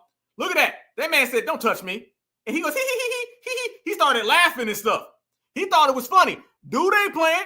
Jennings ain't playing with you, Bakari. He ain't playing with your player. Nope, not at all. You better try another one, homeboy. This dude stays G-checking all of those Democratic shields. One of the mistakes we made throughout Biden's campaign was saying, Biden's presidency was saying that inflation was transitory. Like those things were not accurate because there are people who were out there feeling the pain of the price of eggs, feeling the pain of the price of whiting, like my dad at Piggly Wiggly. Those things were real. What Scott was not accurate about, which kind of happens around the table sometimes, although I know you want to be. Don't touch me. All right, everybody keep your hands to yourselves at the table. All right, but one of the things she says, keep your hands to your. Look at this one right here, y'all. Is he playing with dude? Is he playing it off? She says, keep your hands to yourself at the table. And Bakari thought he was joking. And by the way, what laugh is this Bakari does? Listen to his laugh. Scott was not accurate about. All right, everybody keep your hands to yourselves at the table. All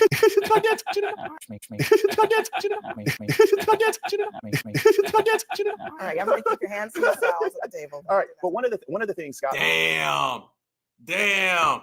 Bakari, I'm gonna go ahead and add you to that list. You out here getting checked. And what the hell was that? I can't touch you.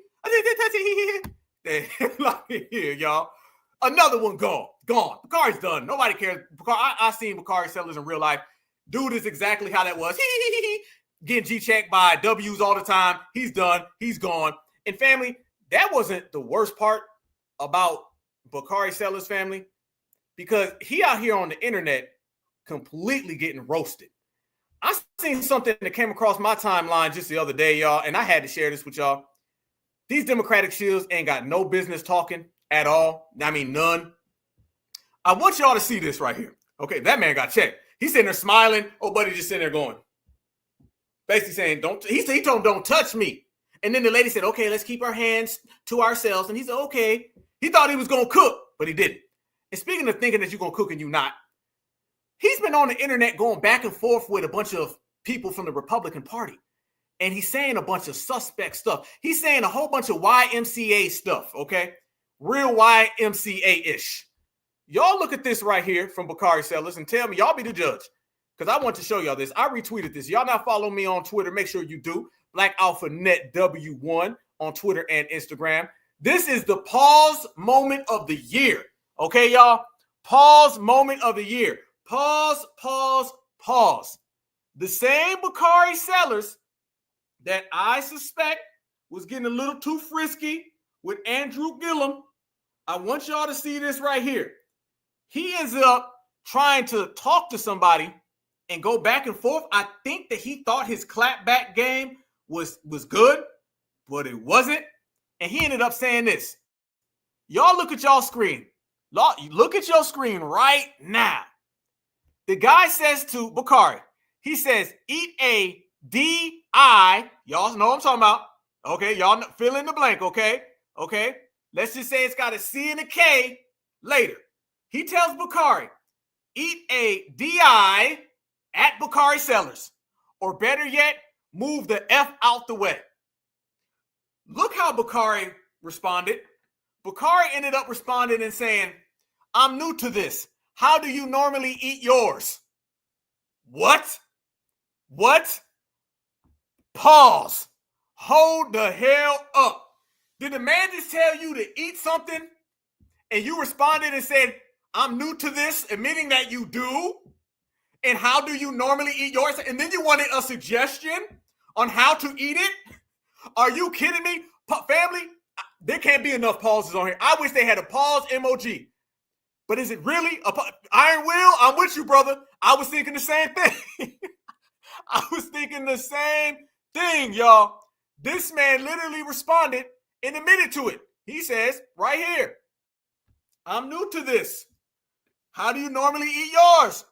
So when I tell everybody that this man has been out here getting way too frisky with Andrew Gillum, and then he says something like that, I think we got our answer. I think we know. This man has literally exposed himself in more ways than one to the whole damn world. It is clear as day that this man has taken Sassy to a whole nother level, and y'all see it right there with your own too. Shameful. Dude didn't even say nothing. And somebody tell this man that was not the clapback that you thought it was, homie. That was not the clapback you thought it was going to be. You never say nothing like that at all unless that's how you get out. Checkmate. So that's right there showing you again. These people are irrelevant, family. Nobody's really taking any of these people serious at all. I mean, damn. Dude literally said that and people was clowning him. So when, I told y'all I happened to see this when they was cleaning out the Democratic plantation. I told y'all I seen some boxes in there. Well, there you go. That's what we saw right then and there, family. We seen that, and I think he confirmed it. That man said, do you put salt and pepper on yours? Do you fillet it? Because he looked like he really wanted some advice on how to eat certain things. That's what he said, not what we said. So moving all these people out the way, moving all these people out the room, showing everybody the type of time and energy that these folks put in to shilling, and then that's the best you can come up with. That ain't good, fam. That's a bad look a bad look, a damn bad look. And a lot of people been out here doing the same damn thing. There they go. Yeah, you ain't lying. He ain't playing. He ain't playing. Nah, he living that life. He living that life, family, just like Gillum. I'm telling you, who y'all think was in that Ramada? They was both in that Ramada Inn, right? Mm-hmm. But you know what? This is how we know, family, we roasting these people. This is how we know we getting rid of these folks. A lot of crazy things been going on, and it's getting even more crazy out here in these streets for real time. Do you know now you got a lot of Democratic shills that have been jumping ship? Remember everybody that was telling us, they were saying things like, vote blue no matter who, Kamala's a black woman, and as soon as Kamala lost, now you're starting to see shield on shield crime. I'm going to show y'all some shield on shield crime.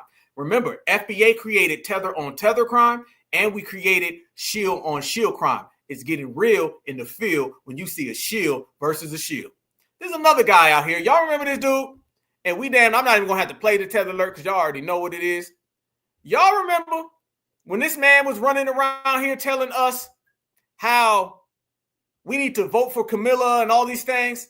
Well, now he's out here talking about he kind of rock with Trump and he understands Trump and Trump ain't that bad. Yep. Watch this right here, family.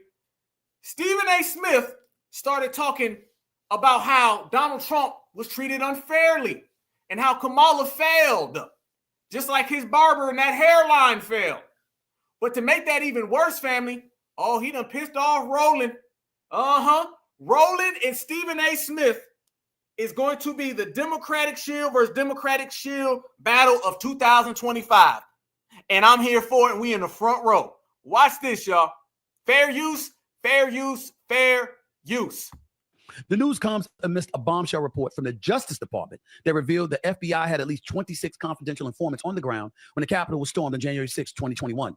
The report says most of the informants engaged in illegal activity during the chaos. The Justice Department says only 3 of its 26 informants present had been instructed to observe potential domestic terrorist suspects on the day of the riot.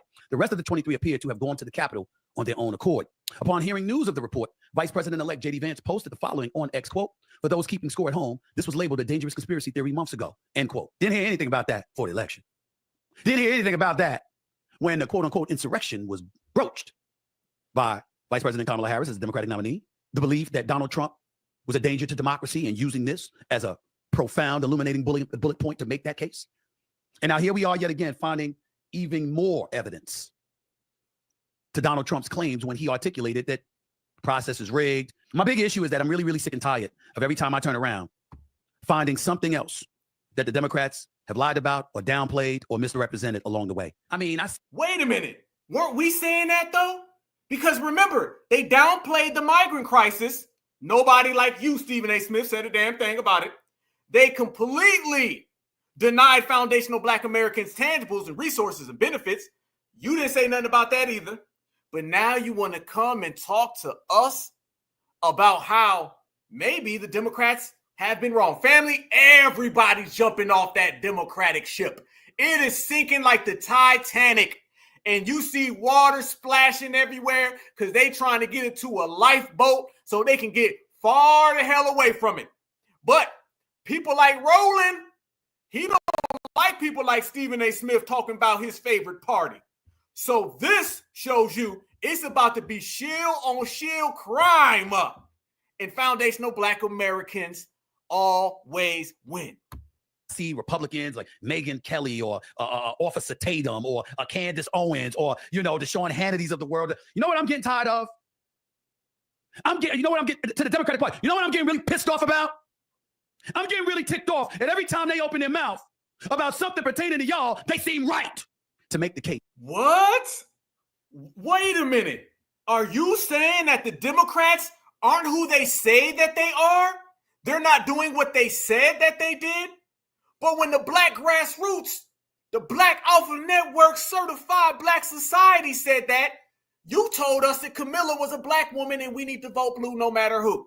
Now you done turned the whole thing around and you saying this. You know what I'm getting to the Democratic Party? You know what I'm getting really pissed off about? I'm getting really ticked off. And every time they open their mouth about something pertaining to y'all, they seem right to make the case that the right had a monopoly on insidious, evil tendencies, corrupt tendencies, duplicitous, hypocritical, untruthful tendencies. And every time they made those accusations, we turn around and find out that at least some of them are guilty of the same shit. Oh, he cursing, y'all. I don't know about y'all, but I'm sick of all of it. I'm sick. He's starting to curse. Uh-oh. It's about to be some shield on shield. Somebody get the boxing gloves out. We about to have a whole MMA match up in here, y'all. Of all of it. They've actually made Donald Trump look like he was right. Damn. Instead of them. The news comes amidst a bombshell report from the... Really, though, Stephen A. Smith? Okay, wait a minute. If Stephen A. Smith is talking like that about the Democratic plantation, y'all know damn well Roland ain't going for that. Because there's one thing you never do with Roland Martin. Don't you ever say something bad about the Democrats, because he loved the Democrats more than he loved his mama. Okay? If Roland's mama says something about the Democrats, he'd throw a biscuit at her. That's how real this man is with his affection for the Democratic plantation. So after Stephen A. Smith came out and said that, we going there, yeah, we rocking today, y'all. We going to go all the way down the list. We going to point out every single thing that's real, and we going to highlight it, even if it's some shield-on-shield crime. That's just what we do. We created it, family. We created America, right? So we can talk about America however we choose to. We created this deportation that's about to happen to the tethers, right? So we can talk about it however we choose. And now, add to the list, we created shield-on-shield violence. So we're going to talk about that however the hell we feel. Stephen A. Tether, good point. I like that. He said that, and Roland was sitting there thinking, hold on now. You can talk about everybody on the earth. Don't you ever talk about my God, which is the Democratic Party. Because remember, the Democrats aren't a party to these people.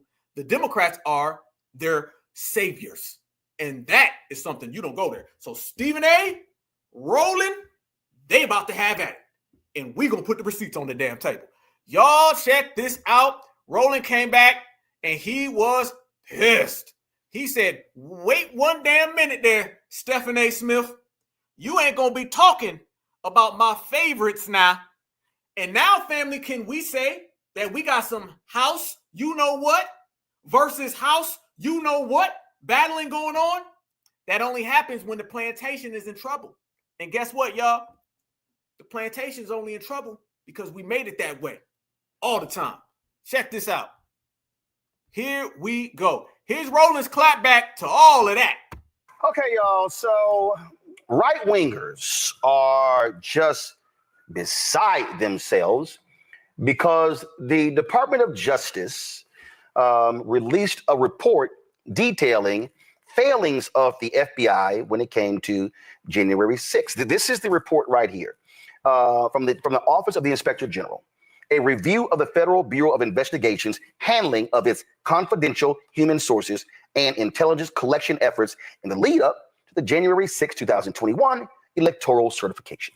Okay, so this is the actual report that was released. Well, they saw this report and it was like, see, the FBI, they were involved. They were involved in January 6th. They allowed it. Look how mad he's getting, y'all. Look how, hey, somebody screenshot that for me and send that to me, please. Please, somebody screenshot that. Why are you getting that mad? Camilla lost, okay? Joe Biden's going to a nursing home. It's over. The Democratic plantation is done for. You have no home. Your home is over with, okay? Got repossessed. Y'all got evicted. You took the money, spent it all on Applebee's. Don't be mad at anybody. That's what you did. That's on you. You did. You know what I'm talking about? That's what I'm saying, fam. Look how angry this man is, fam. I done seen Roland mad before. You damn Tariq Nasheed, Black Alpha Network, got more credentials than you, dumbass. I done seen Roland mad. I ain't never seen Roland mad like that, though. He is mad, not at us, though. He ain't mad at FBA. He done handled that loss. He done took that loss. He knows that we exposed that his old lady got snatched up by Mr. Hoyner. We broke that right here on the Black Alpha Network. We exposed that he went bankrupt We exposed that right here on the Black Alpha Network. And then he exposed some cheeks from Brad on his iPad. He had Brad on his iPad. And he showed that to the whole damn world. Cheeks every damn where from apparently somebody he been fantasizing about. But that's nothing to completely get as angry as he's getting right now. Because he knows FBA already won. He got some smoke for Stephen A. Because he's saying, Stephen A., how dare you? You supposed to be a fellow HN. You supposed to be a fellow shield. If the shields are fighting shields, if the HNs is fighting the HNs, then you know all we do is win. Watch it, family. Enjoy it, by the way, too. Y'all enjoy this because it's about to go down. Shield on shield violence. Perfect. To happen. And so, they have been going crazy. Hey, he caught himself. Look, he was getting ready to say, how dare you? It didn't happen. Look at that one. Look, screenshot that for me, y'all. Please screenshot that. This man is terribly mad. Is your big mad rolling? Okay.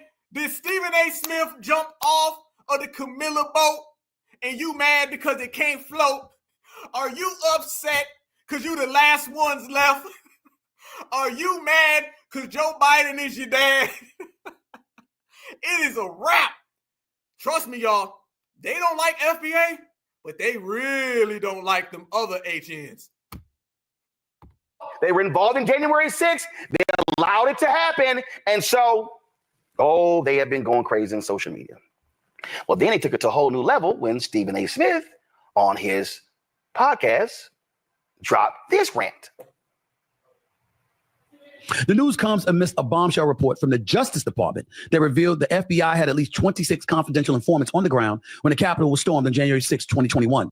Looked like he was right instead of them.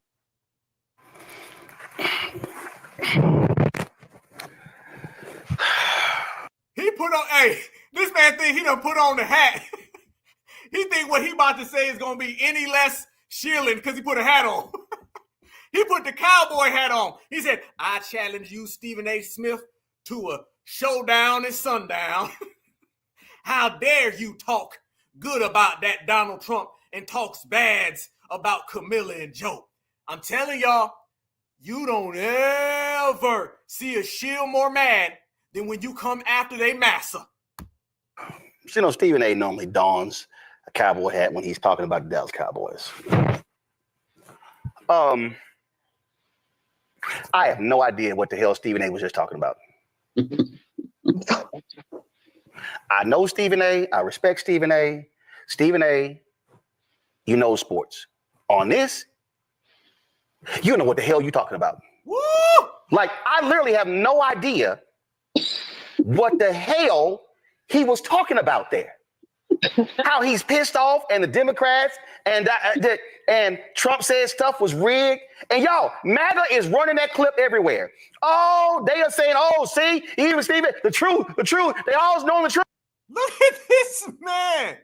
Certified. We 1.2 thousand deep in here tonight. This man is pissed. This is what happens when foundational Black Americans have the Democratic plantation in disarray. They start fighting each other. Truth. Go to my iPad. Associated Press. Fact Focus. Inspector General's January 6th report misrepresented as proof of FBI setup. The basis of what the right has been saying is that January 6th was fine. It was great. It was wonderful. But the FBI, it was a setup. The FBI, they were behind the whole deal. They were agents. They were the ones who were starting stuff. The report, this is the AP, the Watchdog report, examined a number of areas. Go back, including whether major intelligence failures preceded the riot and whether the FBI in some way provoked the violence.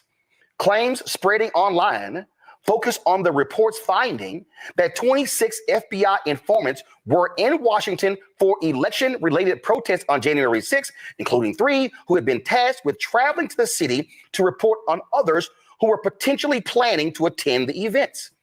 Although 17 of those informants either entered the Capitol or a restricted area around the building during the riot, none of the 26 total informants were authorized to do so by the Bureau, according to the report. He's explaining, boy. Nor were they authorized to otherwise break the law or encourage others to do so. That's the report.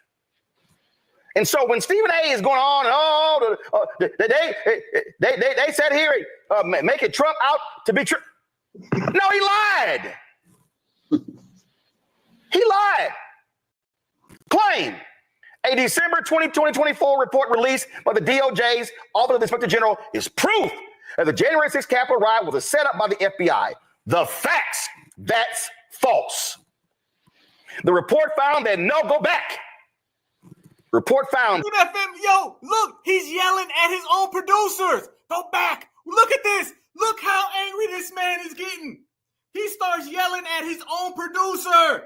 He sat there and said, go back, damn it. I gotta talk. The report found that go back. Report found that go back.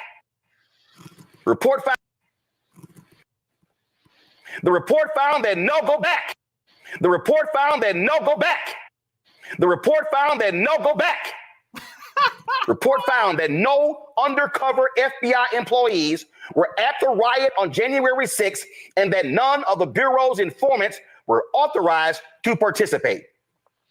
Informants, also known as confidential human sources, work with the FBI to provide information, but are not on the Bureau's payroll, undercover agents, or employed by the FBI. Those are facts. And so for Stephen A. and Clay Travis and Sage Steele, all the rest of these people, let me help y'all out something. I'm about to help y'all out.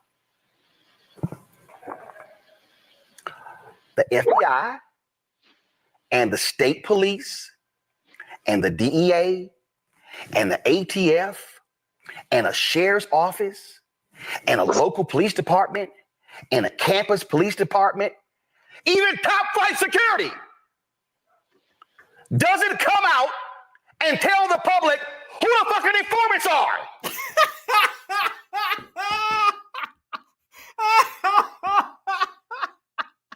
Y'all watch this. We got these folks that angry. We got these folks that broken. That's broken rolling. Shield on shield crime couldn't be any better, y'all. Pat yourself on the back. Matter of fact, can I get some applause in the chat? Family, I need right now. Y'all put some damn applause in that chat because this man is angry. This man is about to pop a fuse. This man can't sleep at night. Cold sweats, irritated, cannot get a word in without getting that upset. FBA did that, y'all. If you ever need in your life evidence that foundational Black Americans are rent-free in these people's minds, that foundational Black Americans ain't got all the power, there you go. We got all the damn power because we got them fighting each other. There they go. And tell the public who the fucking informants are. Do you know why?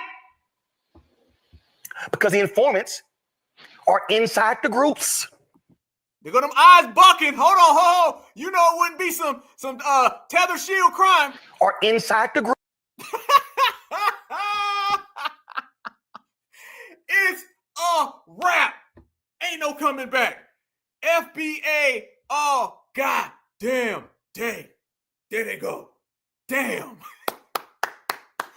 There you go, family. We did that. Oh, they mad. Stephen A. Smith rolling. They going at it, fam. We got people calling ICE on each other, tether on tether crime, shield on shield, HN on HN. I told you everybody's fighting each other except for us. We are the ones who are on code, on point, and thorough. These folks don't know what's going on in the world.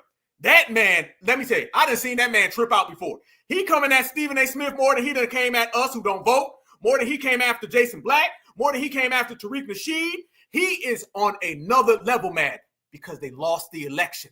And then he knows that all those Democratic shills that are jumping ship, those Democratic shills are going to be the reason why the Democratic ship sinks even further. He's afraid, family, and now it's starting to sink in. Y'all, let's go there. It's reality time for Roland Martin, okay? Roland was out here tap dancing, and he was bucking them eyes for a paycheck from Camilla, and we was telling him that Camilla was not going to win. We were telling him that Camilla was going to lose, and then we told him even further that the Democratic plantation was about to be destroyed, and they had about 3 weeks left. Fast forward to right now, Camilla got destroyed. No more Democratic plantation, which means no more Democratic shields. And guess what? Now Roland Martin is on air, and he's yelling at every single other Democratic shield. He's basically crying for help. Let me translate what that really was, y'all. That is a broken Democratic shield who knows that we done took out the damn trash, clean house, and he ain't got a job no more. And he's trying to get every single other shield to come help him. He's saying, Stephen A. Smith, we need to put this boat back together. Let's rebuild the house. Y'all remember after the Civil War, right? Okay. After the Civil War, you had folks who said, we going to leave. It's over for Massa. And then you had folks who say, we's not going to leave. We's going to stay right here. I'm going to stay here and rebuild Massa's house. They didn't want to accept that it was over. Massa's gone. Democratic shields gone. Plantation gone. It's a terrible thing for a shield to have to realize that the plantation ain't coming back, bro. You was waiting on the plantation to rebuild. It's not going to get rebuilt because the people that y'all try to fool, you know, all that money going to migrants, y'all told us wasn't a problem. All that shut up and vote that y'all kept trying to tell us, all that disrespect that you gave to our heritage and the lineage. Now you got to see that we've been calling the shots the whole damn time. And we knew it the whole damn time. You just now finding it out. You should have listened. You would have found out before, but now it's too late. Remember when y'all was trying to Africanize us and say we all's black? When you was trying to put people in on our reparations claims? Now you mad with a cowboy hat yelling at Stephen A. Smith. And let's go there. That's tether on tether and shield on shield and HN on HN crime. Family, that is 3 different violent crimes against each other, and FBA ain't got a damn thing to do with neither one of them. That's what you call victory. That's how we get out. G-check. Damn right. That was amazing, family. Amazing. They don't want to accept it. They don't want to accept it, y'all. They don't want to deal with it. Damn, I still got this up. Hold on. Y'all look at this. I'm sorry. I was about to flip it. Y'all look at that right there. Somebody get that. I got a couple. Hey, I appreciate you, my sister Stephanie. Thank you. I got the screenshot. Thank you very much, beloved. Y'all see that right there? Y'all see that? This is what happens when reality comes hitting you, fam. I'm telling you. Kamala done had reality. She started drinking. All right? Joe Biden got reality. He started falling again. And now the shields are getting reality. Some shields are trying to get the other shields to stay on the plantation. A lot of them left. A lot of them ran. Are y'all surprised that Stephen A. Smith is trying to flip-flop now over to the Republicans? There's no loyalty in being a shield. There's no loyalty in being a tether. So they're all doing exactly what we thought that they were going to do in the first place. They're turning on each other, y'all. Look at this man. This man just sat there and yelled for 32 damn minutes, bucked his eyes with a cowboy hat on. Don't tell me foundational Black Americans didn't put in that work, because we did. And now they got to deal with it. It's funny. It's funny, y'all. We watching reality sink in for everybody. Everybody's going to have to get it. And I really want to go there, okay? Let's just go there. I want you to think about every single op. I'm talking about the tethers. I'm talking about the shields. I'm talking about every op that you can imagine, right? Think about a month ago and then think about now. Family, Kamala Harris is drinking, all right? And probably doing a little bit of that Hunter Biden, all right? Y'all know what I mean. Joe Biden is 3 billion years old, all right? He's fixing to go to a nursing home, all right? FBA beat both of them. Barack Obama is mad. We just showed you. Barack is mad. He wants to leave the country, and everybody's saying his legacy is over. We got rid of him too. The tethers are getting deported. We just sat here and showed you Stephen Miller. We sat there and showed you Tom Homan, Donald Trump, mass deportation, the biggest in history. We got all that. So the tethers are going home. The illegals are going home. They're fighting each other. And Roland is getting mad at Stephen A. Smith and his hairline. Damn. FBA always wins. But that's not the only people that we've been G-checking and kind of getting out the paint, y'all. You know, it's a full-time thing when you're foundational Black American, right? And a lot of these people are not foundational Black Americans. Oh, by the way, Bakari Sellers is asking for creative ways to eat certain things. He's literally asking for help. You know what I'm saying? That's how shameful these people are. But that's another one for another day. And all we do is we put up receipts. I want to show y'all somebody else who literally is on their way out the door. I mean, out the door. This individual, when this person completely deals with the fact that they're gone forever, it's going to be even worse than rolling. Even worse. And I don't know if it can get any worse, but damn it, it looks like it's about to get even worse for this individual right here. But it doesn't matter, because when foundational Black Americans make the call, everybody else just has to live with it. Y'all know that the Democrats have been the main ones out here cosplaying our lineage, heritage, and culture. Y'all know that. Y'all know the Democrats have been the main ones out here trying to Africanize us. They've been trying to do that. And y'all know, on top of all of that, right then and there, we've been taking out the trash. Oh, yeah. I'm talking about the dumpster. I'm talking about the garbage bags. I'm talking about the Ziploc bags. I'm talking about the dustpans, the mops, the brooms. Foundational Black Americans, see, we're not like Tethers. We're very clean. All right? FBA, we're very clean people. I know these folks walk around with flip-flops, okay, all damn day long. I know these folks got crusty elbows. We understand that. I understand folks love bush meat. I understand that. Foundational Black Americans, you know, we created and we invented being fresh and clean. Ain't nobody dope as me. I'm so fresh and so clean. But, you know, a lot of people from other cultures, they've been trying to Africanize us. And how do they do that is that they pretend and portray to be Black, but they not, but they melanated. And then they try to say that they us, but we've been saying they not like us. So as you see Jasmine Crockett get G-checked and ran out the paint, as you see Roland coming down into reality and knowing that the Democrats are done, and so his zaddy massa boss is done, you also been seeing Joyless Reid, y'all. And oh, Joyless. She's been running around here cosplaying Black Americans so much. And she's been stepping on the toes of the dominant society for so long. The dominant society is about done with her. So y'all just see her get your final laughs in, because there won't be anything to laugh at here in a few weeks when she gets fired. But I want you to see this. Somebody asked her about what it's like to be Black. And I want y'all to know this woman gives a whole answer speaking on behalf of our lineage, heritage, and culture. Now, y'all know when you're talking about Joyless Reid, she's not a foundational Black American. She's this.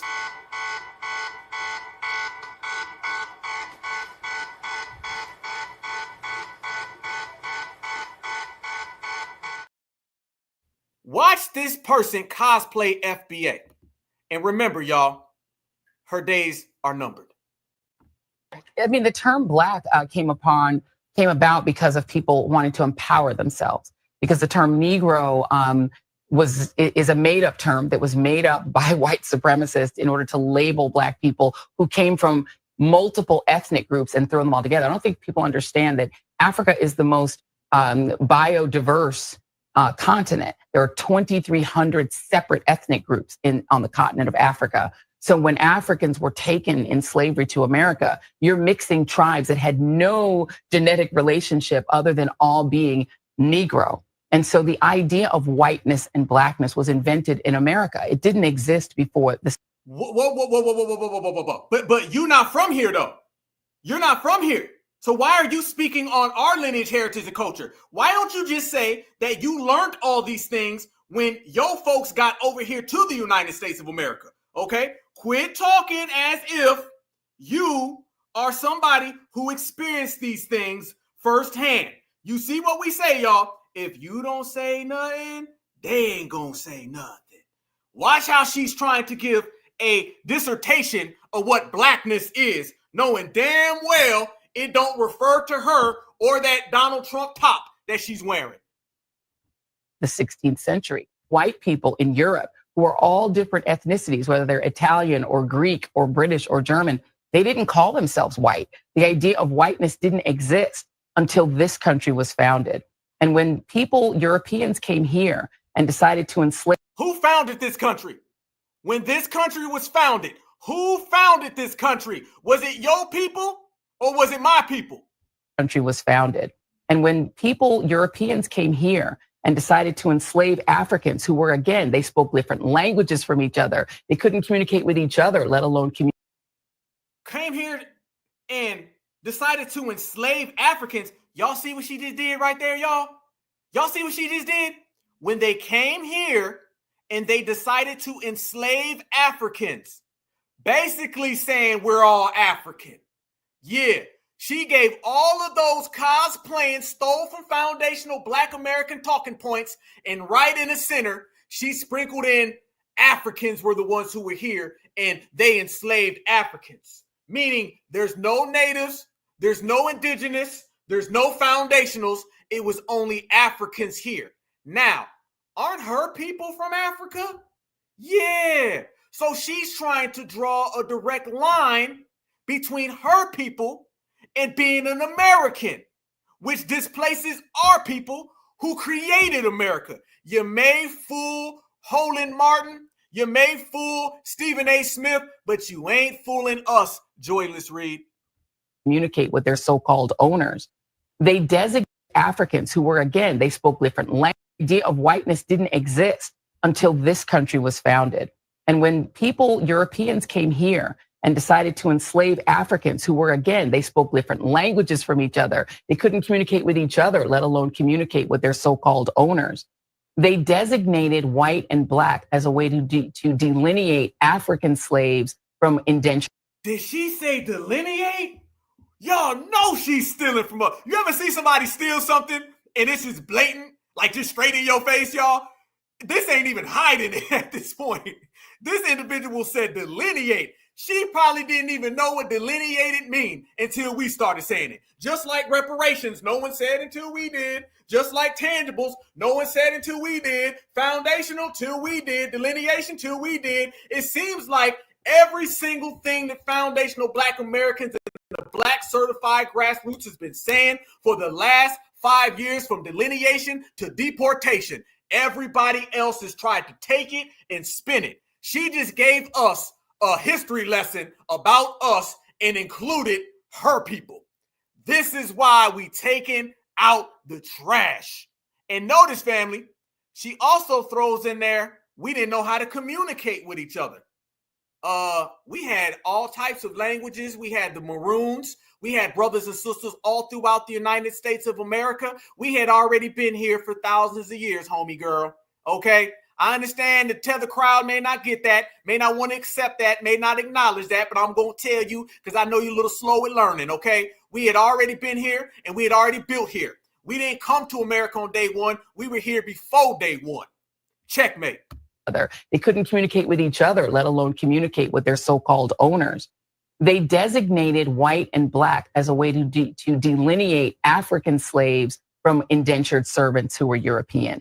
They wanted to enslave specifically the Africans. And so they invented these terms, white and Black, in order to distinguish themselves from the Africans and distinguish themselves from the indigenous, who they called savages. It was literally an invention of slave owners in the United States.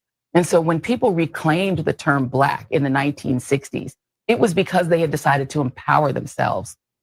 It was a term that felt to them more powerful than simply using the term Negro, which had been invented by enslavers. So I don't see any. Yo, people weren't here though. The people who did all of this provided the way for your family to get here, Joyless. And by the way, all that at the end, that was all cap. It was cap in the beginning, it was cap in the middle, and then extra capping at the end. Claimed the term Black in the 1960s. It was because they had decided to empower themselves. It was a term that felt to them more powerful than simply using the term Negro, which had been invented by enslavers. So I don't see any problem with Black. Black is a term that can mean power. It can mean beauty. It doesn't have to mean darkness and horror. It can. And she says beauty while she's wearing a blonde Donald Trump top. Yeah. And in the linguistics of the culture of the United States, but in the culture, in terms of Black culture, it doesn't mean that. And so when people say Black, they mean that as a powerful term, not in the culture. Look how she threw that in there. In the culture? In terms of Black culture, it doesn't mean that. And so when No. Joyless. Damn. Y'all see what I'm talking about. Y'all see what I'm talking about. This goes to show you what we always say when we say what we got to say, family. These people are completely wrapped all the way up, and we taking out that trash clear as day. She just sat there and gave a whole dissertation about our culture, y'all, and completely just capped. That was filled with a bunch of tether babble, all right? Tether babble from start to finish, from pillar to post. She know damn well she was speaking in absolute delusion. Absolute. Ain't no way. Ain't no way. And then at the end, she gonna say something like, you know, the way we talk, the culture you ain't a part of, though. I mean, come on, you're walking around here with Donald Trump's wig on. You feel me? Like, we're not going there. We're not going there at all. But that is what we have gotten rid of in this generation, in this era, and in this year. This has been a beautiful year, you guys. A very powerful year where we have basically controlled everything. We have basically set every precedent, and we have basically ran everyone out of the paint. But I'm telling you now, oh, they tired of Joyless. Oh, yeah. Oh, yeah. They here right now coming after Joyless so goddamn real, y'all. Everybody wants to see her gone. Look at this right here. I'm going to show you, okay? This is another one where she can cap, she can tether babble, okay? But she about to do all that the same place where we were on election day, the couch. Only difference was we went to the couch because we weren't voting. She's about to go to the couch because she's about to be unemployed. There is no person on the chopping block more than Joyless Reid. I think W's dislike Joyless Reid more than they dislike any black person. She is at the highest form of it, and it's about to all happen. Watch right here. Oh, yeah, you got random Beckys out here going in on Joyless. Watch this, y'all.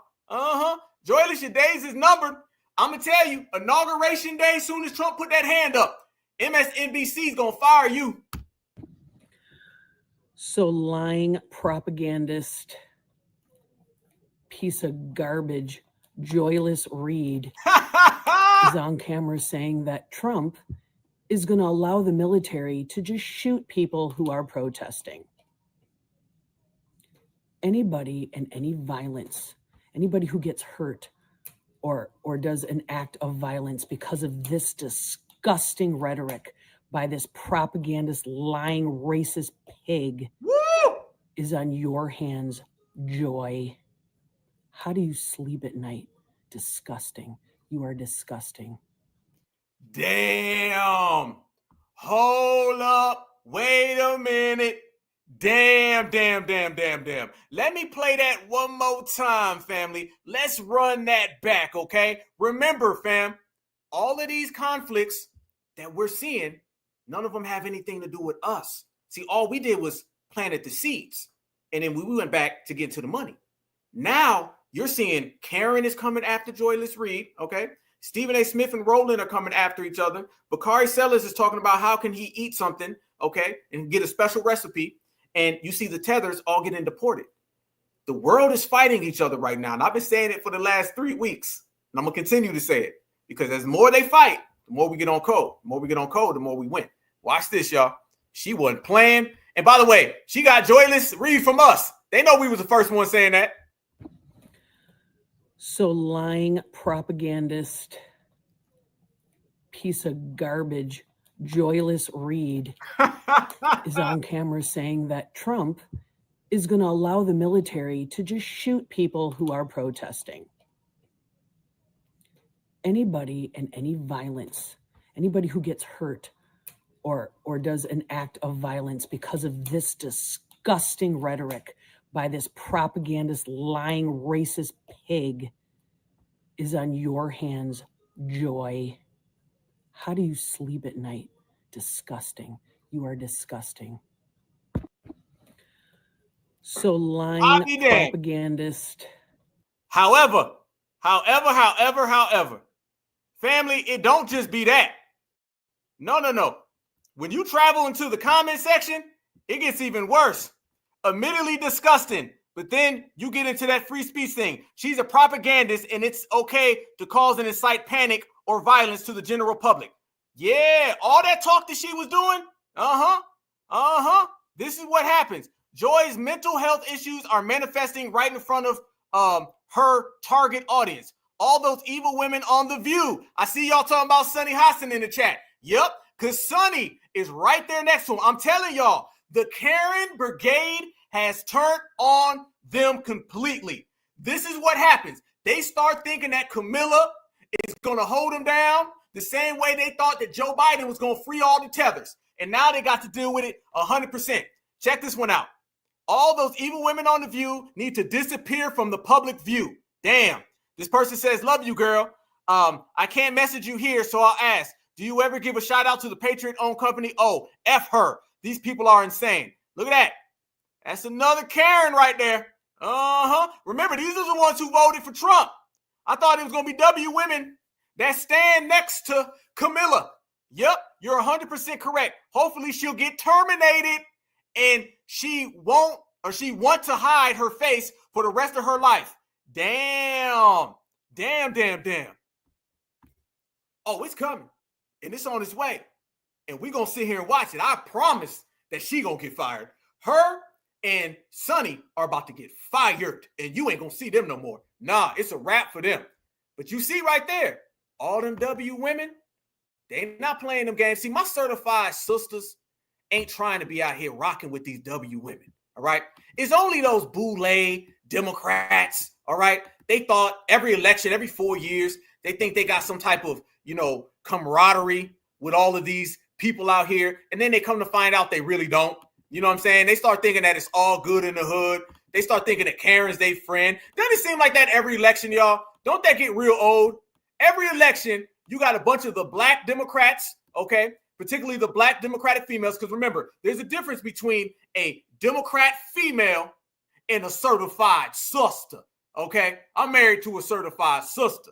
I come from a certified sister. I see by the thousands certified sisters in here. But every 4 years, they got to get their wake-up call with the black Democratic shills because they be really thinking that Karen got their back. And then you always find out Karen is going to always side with supremacy. And then people like Joyless Reid, they start thinking everything is sweet. Joyless Reid thinks everything is good.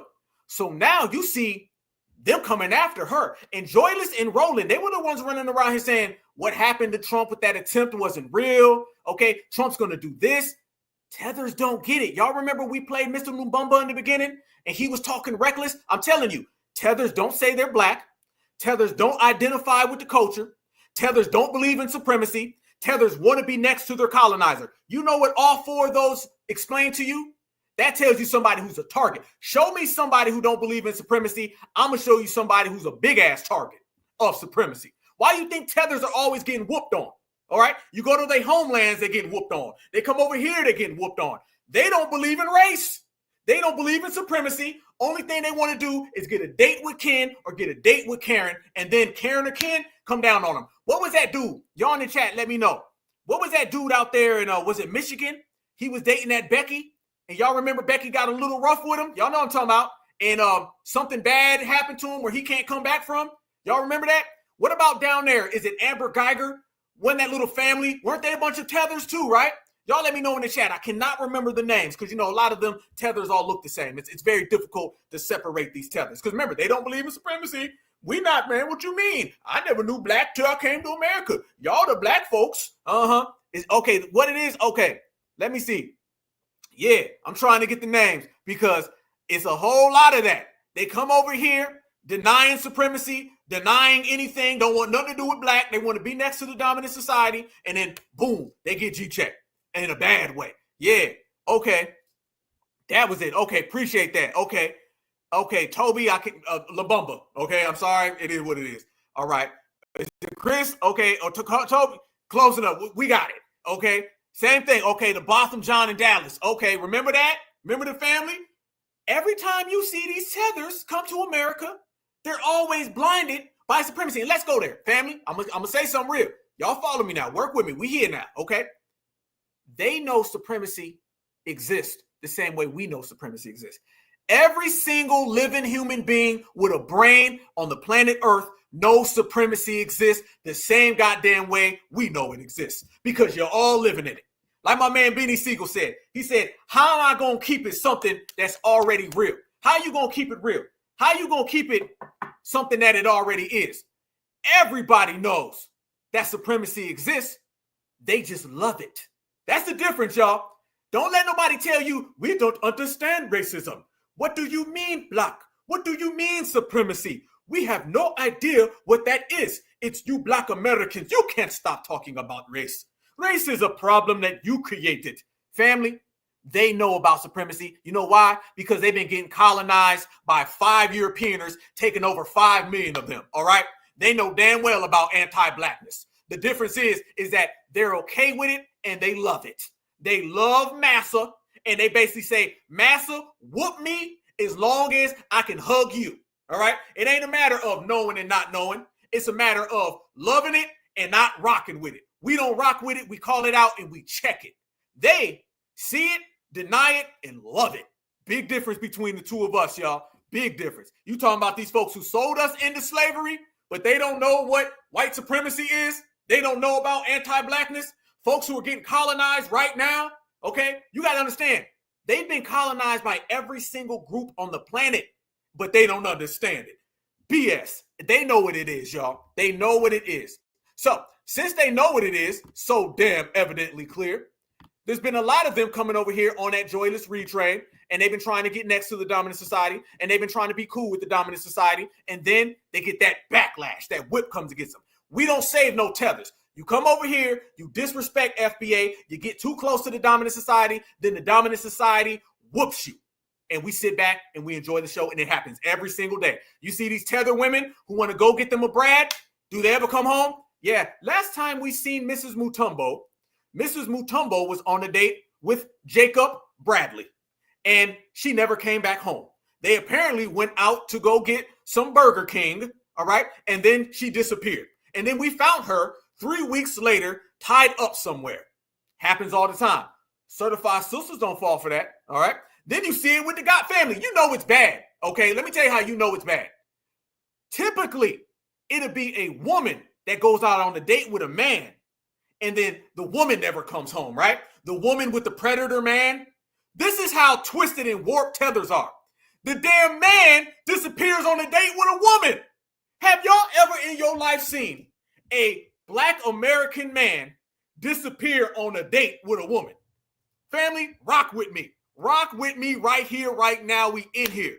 You know tethers are the lowest of the low when the damn men go on dangerous dates with women and don't come back, and the women go on dangerous dates with men and don't come back. That never goes on with us. I get it. Swirling go wrong. You ain't lying. I understand, okay? The swirler woman, she goes out, and what I told y'all mix a tether and a swirler, and you get a twirler, all right? So the twirler goes on a date with Brad, never comes home, and then the twirler man goes on a date with Becky, and he never comes home. And they still deny supremacy.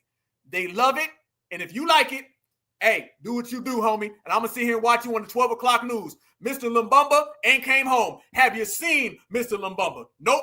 Becky got him tied up some goddamn where. Shameful.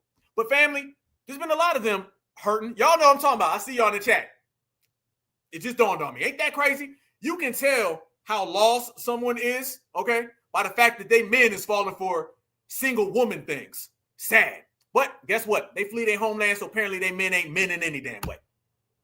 These people been coming over here, tether splaining left and right, and foundational Black Americans been saying good night, and we've been watching them all go home. Watch how they're out here having these culture wars and losing every single thing that they thought they had in the process. Proceed.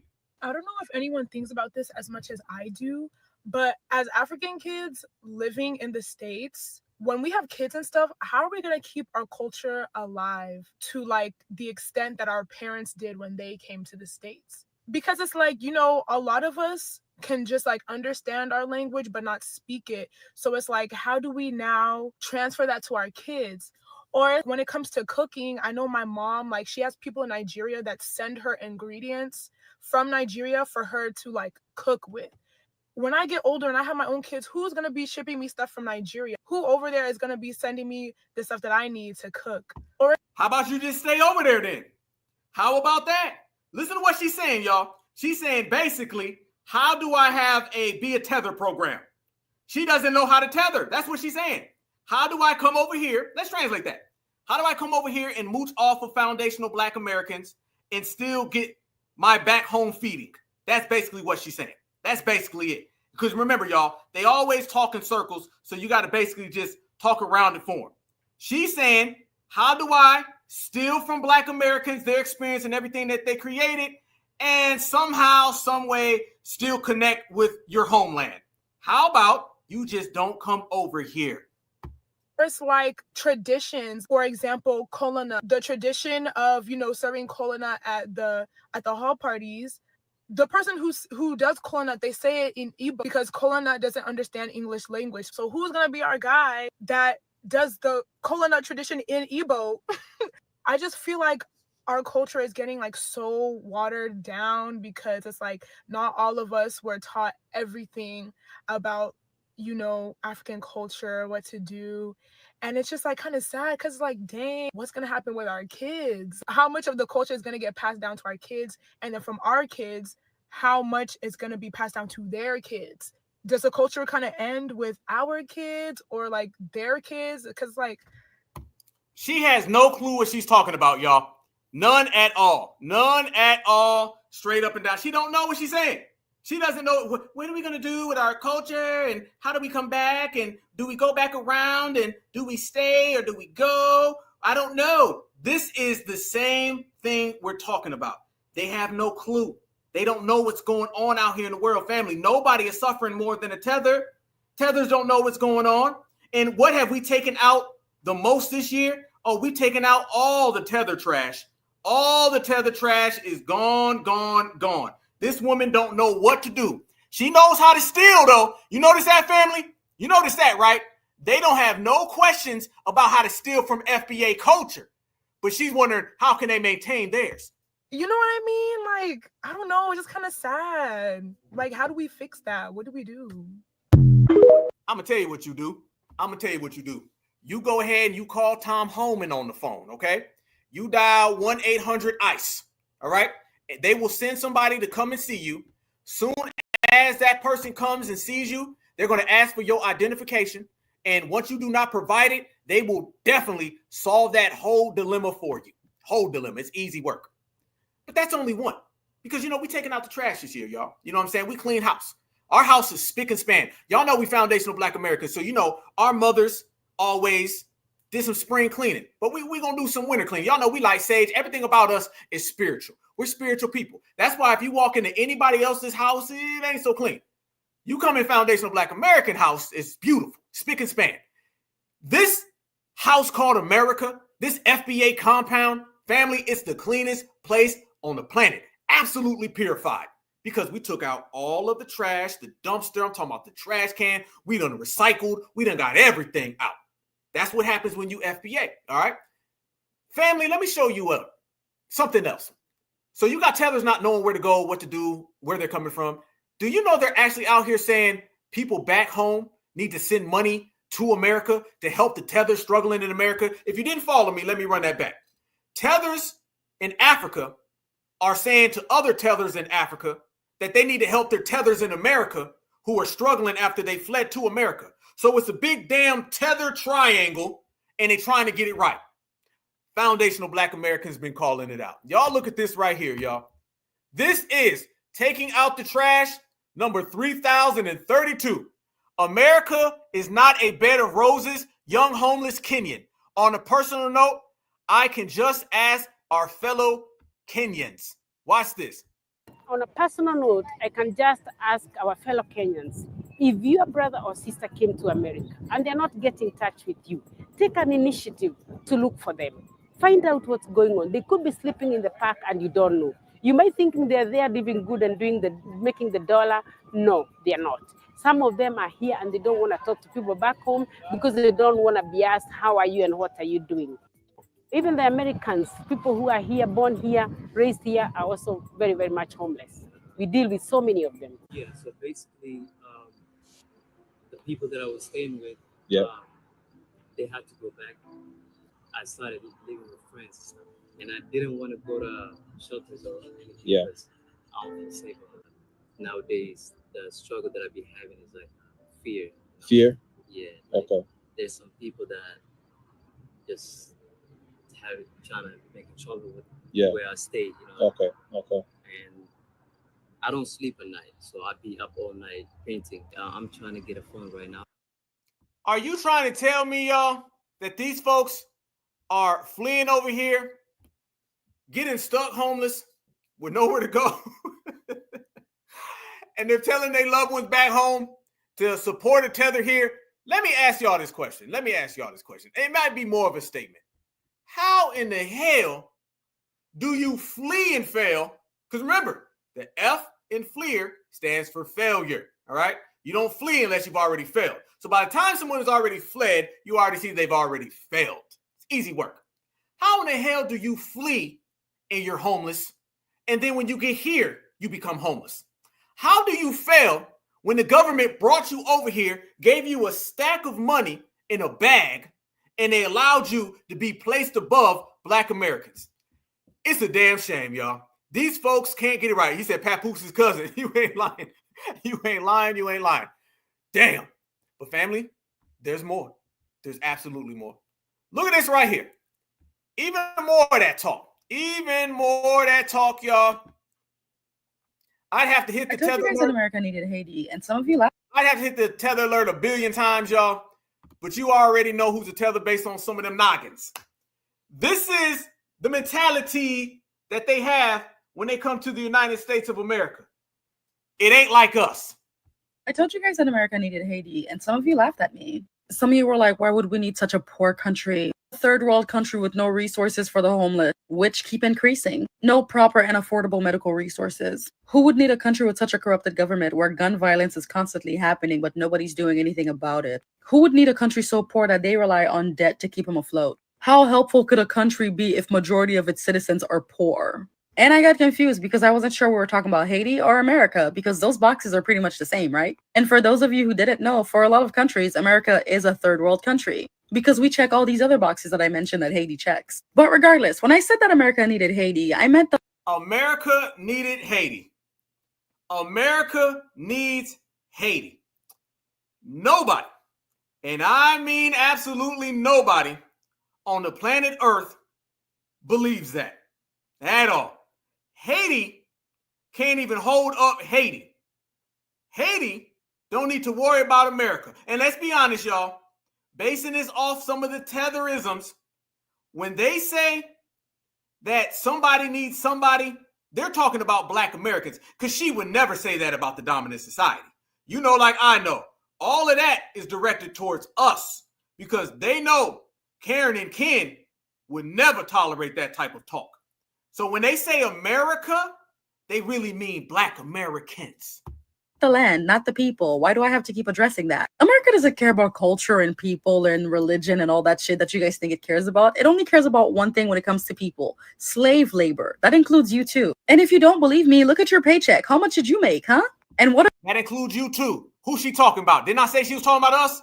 She starts talking about slave. They love throwing slavery at us. You guys notice that?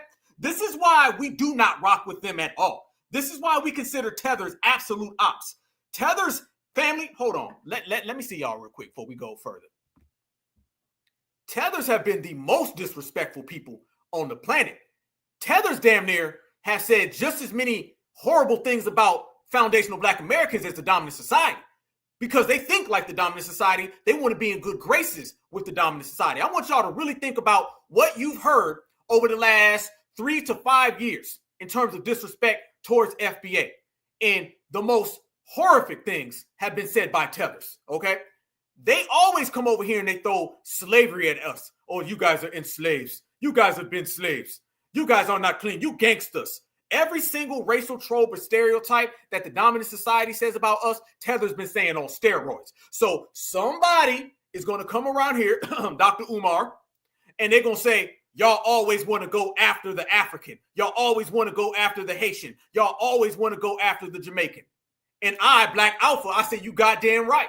Because they've been the ones out here throwing us under the bus, talking about slavery, talking about being gangsters, using every single statement or tactic that the dominant society says. So if you cling on to the dominant society's NUTs that much, that you want to start disrespecting us that bad, then you're going to get treated the same way. Same way Brad can get it, Mr. Mutombo can get it, and so can this lady right here. I don't give a damn. To me, a tether is supremacy, and we don't separate the two of them. are you going to be able to afford with that? Like, I'm not trying to throw a dag at you, but I need you to understand when people say free Gaza, free Sudan, free Congo, free Haiti, it ties back to you. And I don't need to give you a direct cord to see how this affects you so that you can understand you should care about other people. Look at it right now, y'all. She sat there and just disrespected foundational Black Americans, but she loves the Palestinians. You see, family, this is what we're talking about. She's got the cape on for the Palestinians.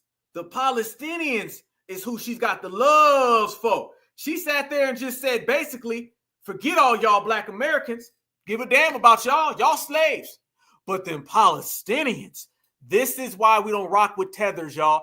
Their mentality is, I love everybody except for FBA. Said that. Gaza, free Sudan, free Congo, free Haiti. It ties back to you. And I don't need to give you a direct cord to see how this affects you so that you can understand you should care about other people.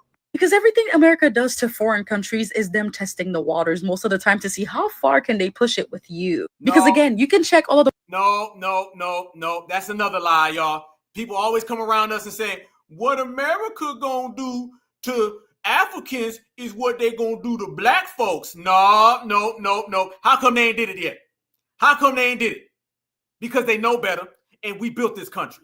That's another scare tactic they always use on us, y'all. I want y'all to remember that. One of the scare tactics they use is that they gonna do every single thing to Africa that they do to y'all. So you need to really come and help Africa. That's what you need to do. No. Your problems with America are not the same problems that we have with America because we live here and they know better. As I said in Washington, D.C., they will take over South Africa. They won't pull that shit on Southside Chicago. Checkmate. The books that I mentioned before about Haiti, about America. And that's the reason why America's hand is in so many different pots, including the luxuries and resources of Haiti. Haiti and the DR combined makes a beautiful island full of resources. We are abundant in metals and minerals such as limestone and copper. We also have uranium. Haiti itself is a gold mine, which people have already estimated that it's worth about $20 billion. Not to mention the other produce that we provide to other countries, which you may think doesn't matter at all, but to America, Haiti is a reservoir of money, okay? To America, Haiti is a diamond cave that has yet to be explored, and they're trying to get their hands on it first. And I say the first because America's not the only country trying to rob Haiti, because we have Canada and France and Israel. Come on, baby, telling me you didn't. Notice right there, family. She just put all those supremacists in separate boxes. Y'all caught that, right? Did y'all catch that right there? She just sat there and spoke about all those supremacist nations, but she did not speak about them under the guise of supremacy. She spoke about them all as separate entities. That's something else foundational Black Americans do not do. We do not put supremacy in boxes. We put supremacy in one big ass box. Supremacy knows no jurisdiction. Supremacy knows no generation. Only thing supremacy knows is anti-Blackness. Okay, that's the bottom line. I think the number one takers would take, the number one thieves would steal. Now, I did say the island is full of resources, meaning the Dominican. And it's also full of tethers that can't come around us at all. This is what we're saying. Tethers and supremacy are the same exact thing.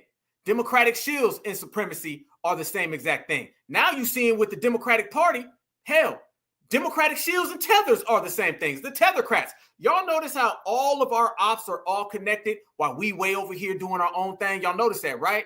Y'all notice that? Y'all notice that we over here doing our own thing and everybody who hates us has some type of connection? Yes, that's the difference. So we've been taking out the trash with every last one of those people, every last one of them. And she was doing her tether babble, trying to basically get us to go vote for the Democrats and to go cape for whoever group in the world. And it ain't happening. All right. And I'm going to tell you right now, she probably is going to be getting deported real soon. All right. Real soon. Deportation is on its way for that person. So it's clear as day, y'all. These individuals know what it is. These individuals see what type of time we're on, and they know they can't stand next to FBA. So what do you do next? I'll tell you what you do next. You start literally jumping on the boat. And when I say jumping on the boat, I mean jumping on the boat. 4 Nigerians survived 14 days on the ship route to Europe, only to find themselves in Brazil. I'm not lying, y'all. I'm not lying. When I'm talking about these folks jumping on boats, It sounds real funny. There go Alpha again. Alpha's telling the truth. These people are jumping on boats that don't float. This is the moment Brazilian federal police. By the way, fair use, fair use, fair use. Let's go. Rescued 4 Nigerians who had spent 14 days above the rudder of a cargo ship. The migrants had run out of food and water on their 10th day at sea. Thank God Opemibo Matthew Yeye is one of them. It was a terrible experience for me. Been the first time I've never tried that before, but because I already made up my mind to leave, so I just summoned the courage, but then it's not easy. Seeing those sheep, shaking, I was so scared.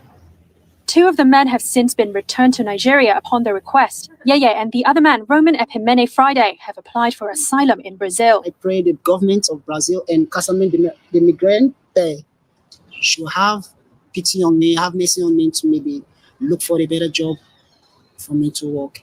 Both men said economic hardship, political instability, and crime had left them with little option but to abandon their native Nigeria. Friday said his journey to Brazil began on June 27th when a fisherman friend rowed him up to the stern of the Liberian-flagged Can Wave, docked in Lagos, and left him by the rudder. To his surprise, he found 3 men already there, waiting for the ship to depart. He said he had never met his new shipmates and feared they could toss him into the sea at any moment.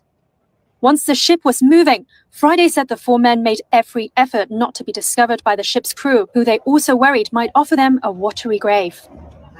The 4 men said they had hoped to reach Europe and were shocked to learn they had in fact landed on the other side of the Atlantic in Brazil. Father Paulo.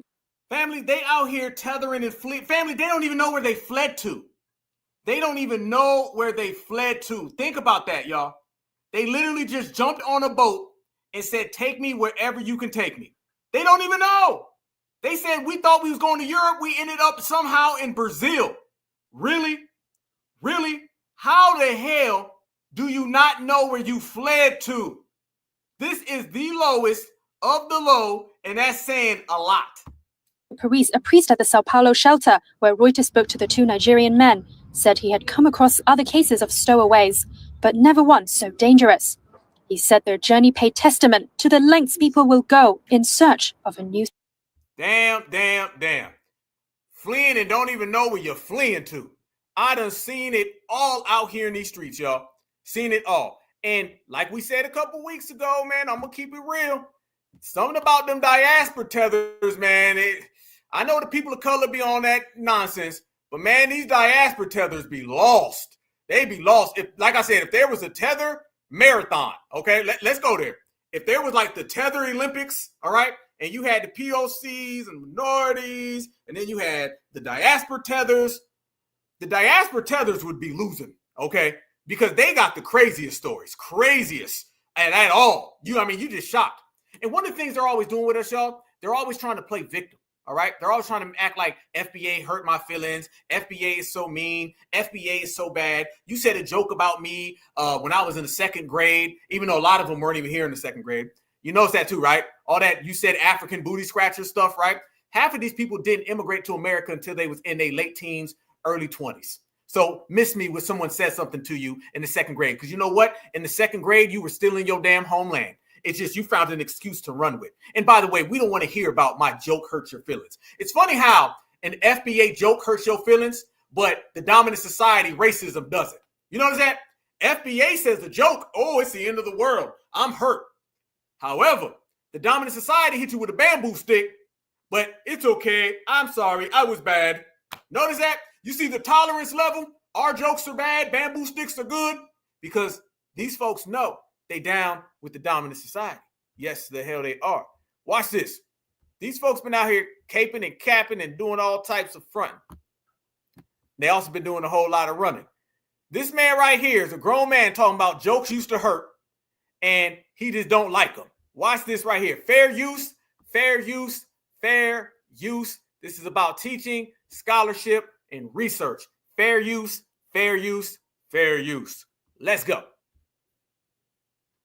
Certain jokes would hurt your feelings when I was a kid, like Haitian booty scratcher or stuff like that. I used to, yeah. Who said Haitian booty scratcher, y'all? Wait a minute. I was going to let this guy go, but hell no. Who says Haitian booty scratcher. I've never in my life ever heard that one right there. This man, I'm telling you, they lied, family. All tethers do is lie. I ain't playing nice with no tethers. All right, that's it. It's over with. All that stuff. I'll be nice to him now. We all black, brother. Why would you say that? That's your brother. Damn that. Okay. These folks said Haitian booty scratcher. And by the way, look at that guy. Does he look like he's anywhere near in his 50s? Does he? Let's be honest with you. All that booty scratcher stuff, young kids don't say that. Young kids ain't running around here saying none of that. So you're going to have to try another one. I don't believe you, Tetherman. Okay? Nobody has ever said Haitian booty scratcher.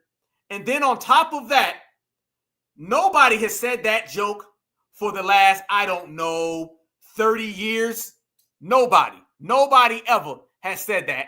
And no one said that anytime recent. You go talk to any kid born in the 1980s, especially the 90s, damn sure the 2000s. Ain't no 2000s or 90s babies talking about no damn booty scratcher. How do you know? Because the damn commercials were commercials that came on in the 70s and the early 80s. Nobody even remembers that. So just tell us what it really is.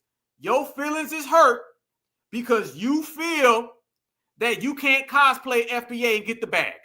I'll say it for you, brother.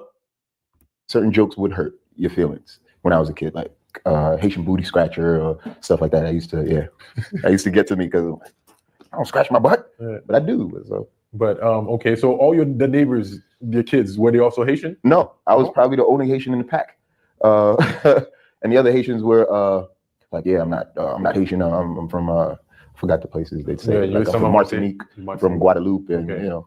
So why were they saying they weren't Haitian though? Because of that. You got to understand, at that time, being Haitian, being that they wanted to shun us, they would have names for us. They would ridicule the Haitians just because we spoke another language. Well, who's us though? What? Yes, when they had something for us, like just Black American, white American, Black Americans, white Americans, Jamaicans, Trinidadians. See, look, family.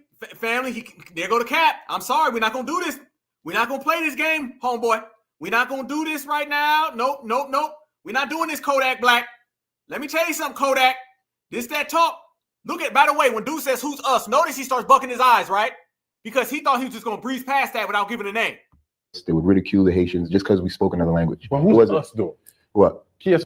Look at him. When they had some. Look at him. Bucking his eyes, family. Soon as dude questioned him and said, all right, who are you talking to? Who is this in reference to? He said, what? Who? What do you mean? You know damn well who we talking about. You know damn well. Say it. Something for us. Like just Black American, white American. Black Americans, white Americans, Jamaicans, Trinidadians. And back then it wasn't Trinidad, I'm Trinidadian, I'm Grenadian, I'm this and that. It was just the Jamaicans would say they're Jamaican, and that was it. That would be the islands, and then there would be the Haitians. And back then there weren't people saying they were from Africa either. So it was just, oh no, I'm just Black. And then it was just Black Americans. And you said something earlier. And notice he stopped on Black Americans. Y'all notice that, right? He threw in all them other groups and he was like, really, it was the Black Americans. That's who did it. That's who did it. Now I'm telling y'all, they got exclusive spite, jealousy, and envy towards us. They love everybody else except for us. They were hating us because of the language? Yeah, we speak another language. And that still to this day messes with a lot of other cultures because you speak the white man's language. I speak my country's interpretation of a language they took from the white man. Right. So, and that messed with them. So for me, I think like deep down, it messes with people because we have this bravado or this, we're so prideful of being Haitians, and then we speak another language. Like we can actually have a conversation and nobody wants about somebody else, and no one would know but us. Right. Yeah, and I think and it's an envy. So that's what it is. The Latinos and Latinas do it too now. Well, they were part of that too. They used to kind of joke, but not too much because. Now notice y'all, he was trying to let them off the hook. Y'all caught that, right? Y'all caught that?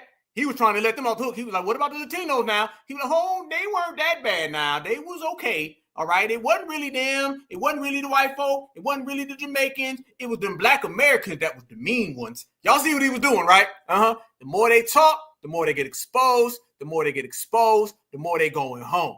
It all goes full circle anyway. At the end of the day, you going home. You going home, you're not from this country. All that hardship that you have, good. It ain't my problem, homie. It ain't my damn problem. That is your typical talk. This is what we be saying about these people, y'all. They out here literally running this type of game, talking, babbling, making no sense. You know what I'm saying? Always got some type of excuse. Nothing is really going in their favor at all. So therefore, they always got something to say about FBA. Speaking of people that have something to say about FBA, let me show y'all this as well. Since we on these tethers right now, I want y'all to notice how they always got something to say about what's going on in our homeland, but they don't ever say nothing about their homeland. Watch this. People love telling immigrants to go back to their country without thinking about what that means or how it sounds. As somebody that talks a lot and makes a lot of videos and is always giving my opinion on things, I receive a lot of comments of people telling me that I should talk about things from where I'm from. Let me give you a different perspective, okay? I came to the United States at 9 years old in 2010. I am now 23 and it's 2024. I have spent more time here than I have where I was born. I am a US citizen. I don't know anything about what's going on where I was born. Why? Because I was simply born there. I had my childhood there. Most of my memories were made here. That is the case for a lot of immigrants. Telling me to not speak about American things and only talk about where I'm from, what does that have to do with me? Why would I, as somebody that is impacted by American life, went to school here, works here, and speaks the language, speak about things that's happening where I was born that I don't have any information on? If I went back to my country, it wouldn't be as a citizen. And somebody talked about me having the flag in my name. That's because I can still love where I'm from. I'm not detached from.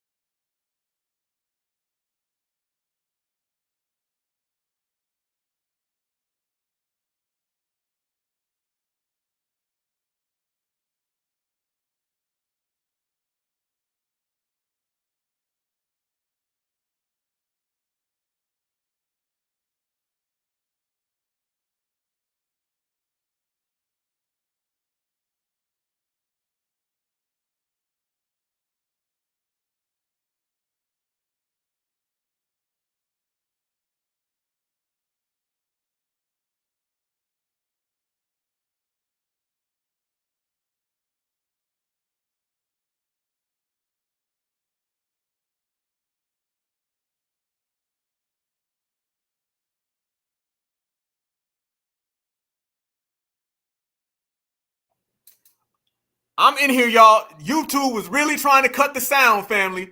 I'm here. It was literally trying to stop the sound. I guess the tether version was in there trying to get us to not speak, y'all. I'm here. They literally was trying to stop the buttons from clicking and everything, but they can't stop the truth, y'all. We right here. Let me proceed with this individual because I was going to let y'all hear the rest, but it wouldn't let me unmute it. But we here. Flag in my name. That's because I can still love where I'm from. I'm not detached from that part of my life. I just think that's something to think about when you have those type of thoughts. And I feel like this is a perspective that I haven't heard people talk about. No. First off, they trying to stop the thing, but they can't stop the hustle, okay? Yeah, I know what it is. You know, you start going in on tethers, they get mad because they want to bring the tethers in. Well, be mad. We here. She can try to run that time spent talk, okay? I was in America for this long. I was here. You know, this ain't prison, all right? Prison, you can get time spent, all right? Prison, you can get good behavior.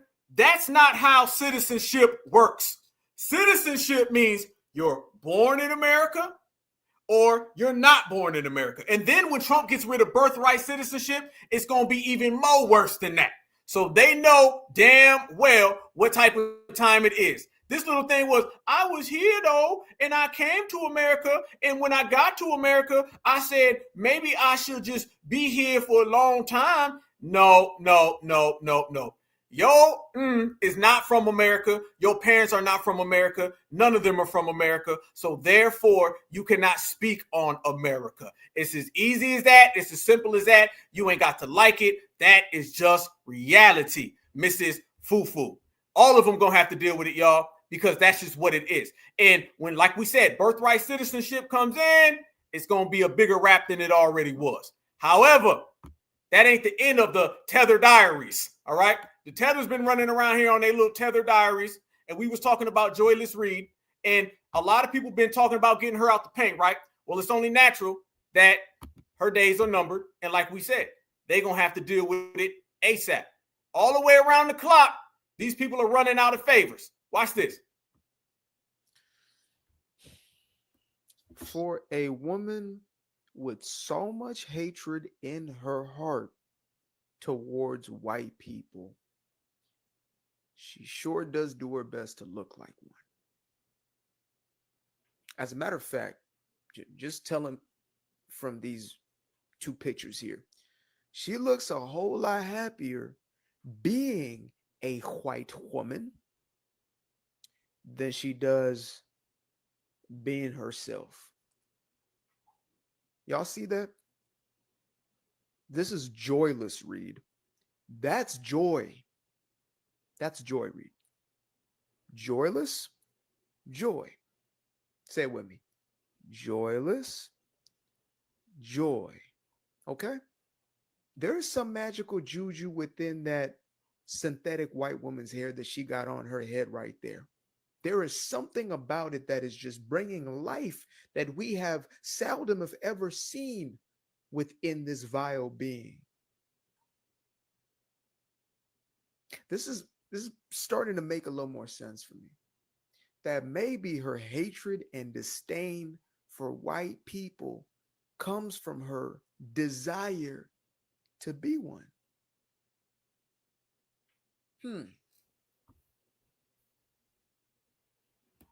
Looking like a half-open Christmas gift.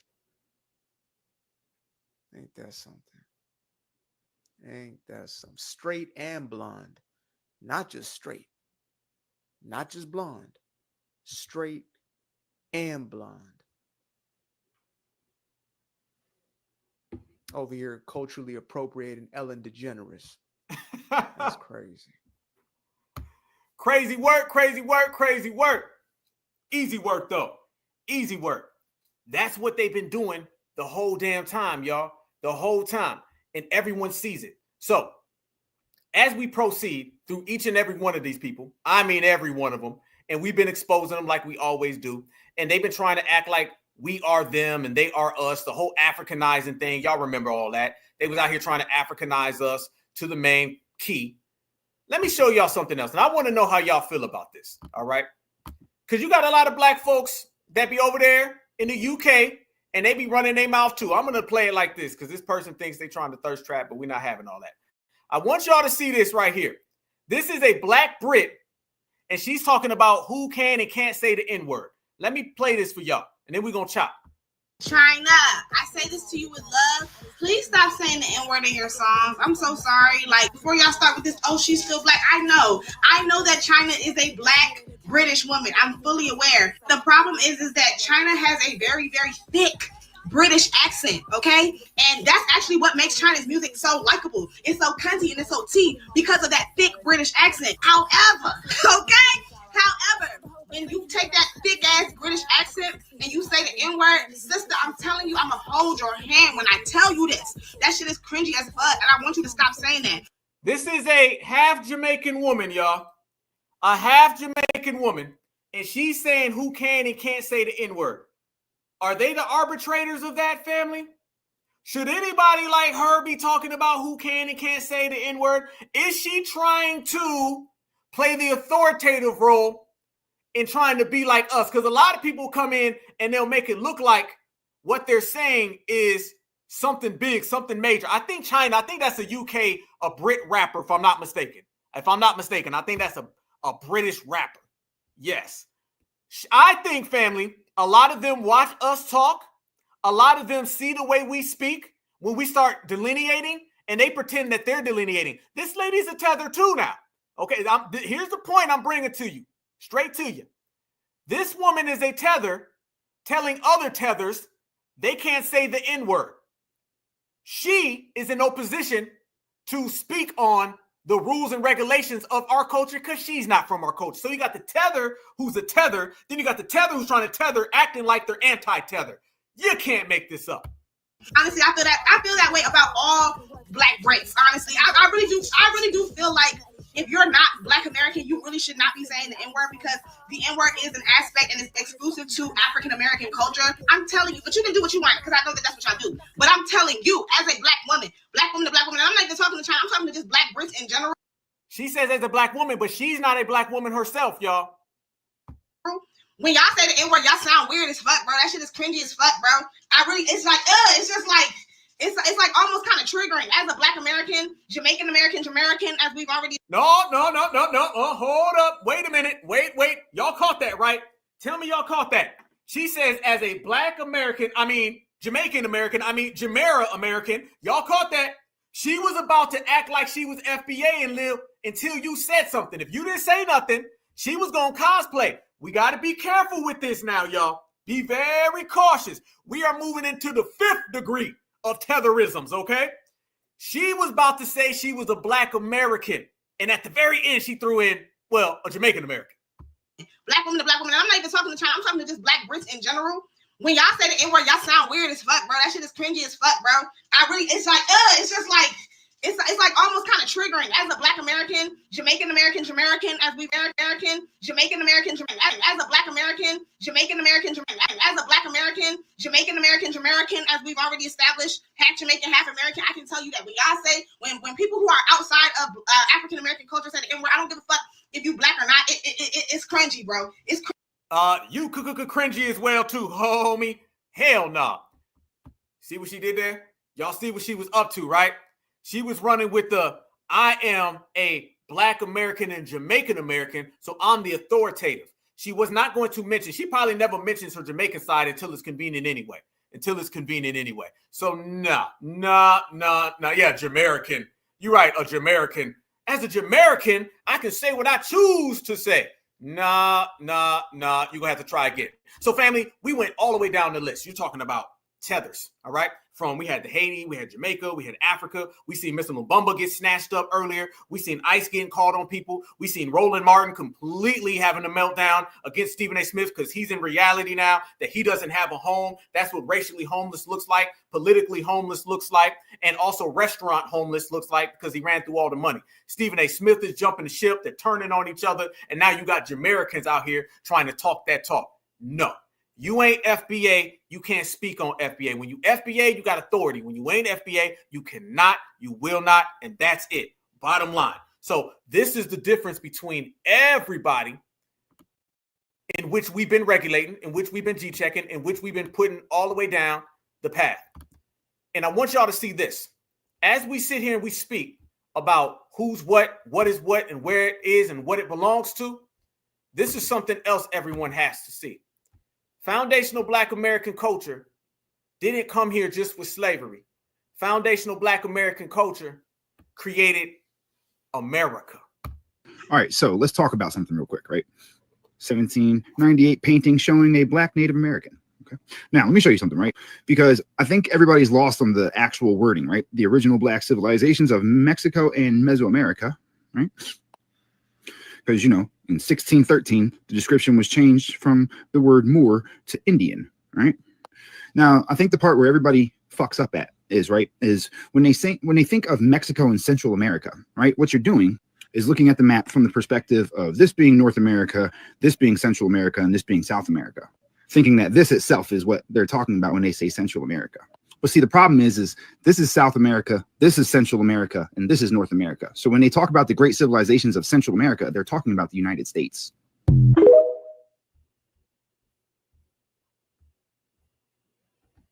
Thinking that this itself is what they're talking about when they say Central America. But see, the problem is this is South America, this is Central America, and this is North America. So when they talk about the great civilizations of Central America, they're talking about the United States. Freeze. I'm going to point this out right here, y'all. I'm going to point this out. All across the United States of America, all down through South America, the originators had been here the whole damn time, okay? Don't let nobody like this guy right here come in and try to tell us what our culture is, all right? Hell no. Now we're trying to get into the pseudo-tether. Since we done broke down tethers today, y'all, let's get into the pseudo-tethers. We are the originators of everything. Certified foundational Black Americans. And we can't allow nobody like this guy to come in and say, no, what it is there was a mix-up. We've had Dr. Kabahai Wathakamene already told us all of this, okay? We already had Dr. David M. Hotep tell us this all the damn way. This is what we created. If it ain't coming from an FBA, we ain't listening to it. This guy right here, he's throwing in some half-truths, but then he's trying to spin it. And at the end of the day, you ain't us anyway, partner. So I don't really give a damn what you're saying. We know without a doubt, there ain't no confusion. See, what he's trying to do is let's clean up some confusion. There's a mistake. We don't acknowledge mistakes because we ain't got none. Just because someone else don't know what's going on, just because someone else doesn't understand, that ain't got a damn thing to do with us. We know what time it is, and we know that certified foundational Black Americans ran all of this. And this right here in the center, y'all, this is the epicenter. And this is where it all began. This didn't start during slavery. This didn't start in 1492. This started before they even counted. And that's where your family, my family, our family, and it looks like not his family, started the whole damn process. And that's where we moving with it, y'all. So we in here all the way. Yeah, what do you say? A tinfoil hat tether. That's a good one. Yeah, I got to put that up. A tinfoil hat tether. We got the pseudo tether. We got the Jamaican tether. We had the Haitian booty scratcher. Didn't we hear that? The Haitian booty scratcher tether. Family, did we just not break down like 7 new categories of tethers? This is where they are. Because y'all know what we said. You shut that door, they run through that door, they ran through that door, that door. It's always somebody with something different. But guess what? We here, okay? So your ass run around with all your different versions of tethers. You can speak all your different languages of tether.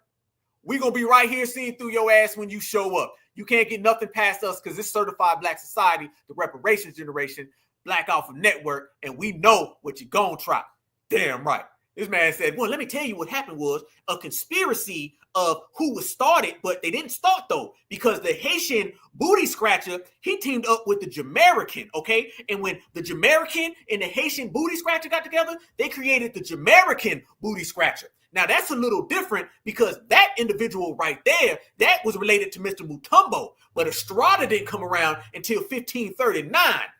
The hell with all y'all. FBA all goddamn day. They know what it is. Yes, indeed. Speaking of conspiracies, there's been a lot of stuff going on out here in the United States of America. You know what I'm saying? Like I said, this is all year, y'all. I'm telling you right now. Every single living moment, every breath you take, I want you to rejoice in being a part of this foundational Black American culture, this FBA lineage, and the great things that we've done this year. We've done some phenomenal things this year. Yes, we have. And I want everybody to understand that, recognize that, pop your collar. Because victories don't mean nothing if you don't celebrate them, okay? If you do not celebrate your victories, then did you really have one? Okay? You understand? You celebrate your victories, and in my case, you get a little braggadocious, but that's just how I am. Because if there's ever anything to be braggadocious about, it's about your lineage, your heritage, and your culture. Family, we deal with so much BS. It's damn good to beat everybody, okay? And if you really want to go there, this year we beat everybody. We beat everybody this year. Who did foundational Black Americans lose to this year? Somebody tell me. Who? We didn't take no losses this year. FBA didn't take no losses. We beat everybody this year. Straight up and down, y'all. The Democrats, we ended the Democratic plantation. That's 60 years. We ended it in one election. We were all right here, thousands deep, and we watched it happen. And you guys all predicted it. So once again, I'll never forget that. Election night, that was the best day of the year for me. We was in here super deep for like 7 hours. We were calling towns and states and cities. We did that. Okay. We ended the tethers. They're going home. We got mass deportation. Family, a year ago, it was the Dominant Society, the Democratic Plantation, and tethers. Now all of them are done. Okay. Dominant Society are fighting each other. Tethers are going home. There's no Democratic Plantation, and all the shields are out. We won this year. So it's been a phenomenal year. Phenomenal. Yeah, we 8-0. You absolutely right, family. We are 8-0. FBA wins. But you know, I've been saying, can we just end this year regular? All right, because this has been a crazy year. This year has been one for the ages. This has been FBA year. I said it on January 1st last year. You know what I'm saying? Or January 1st this year, the beginning of this year. I said this year was going to be insane. Family, I got to ask y'all, though. What the hell's going on with the drones in the air? Can somebody, what's y'all opinion on that? Because everything I do, y'all know I'm coming to y'all. We family, all right? I am your FBA cousin, brother, whatever, okay? Anything that happens, I say, damn, I can't wait till Tuesday or Friday because I'm going to talk to the family and we're going to find out what's happening. So I'm coming to y'all right now. What y'all think's going on with all this stuff flying in the air, all right? Because, you know, we done whooped everybody on Earth.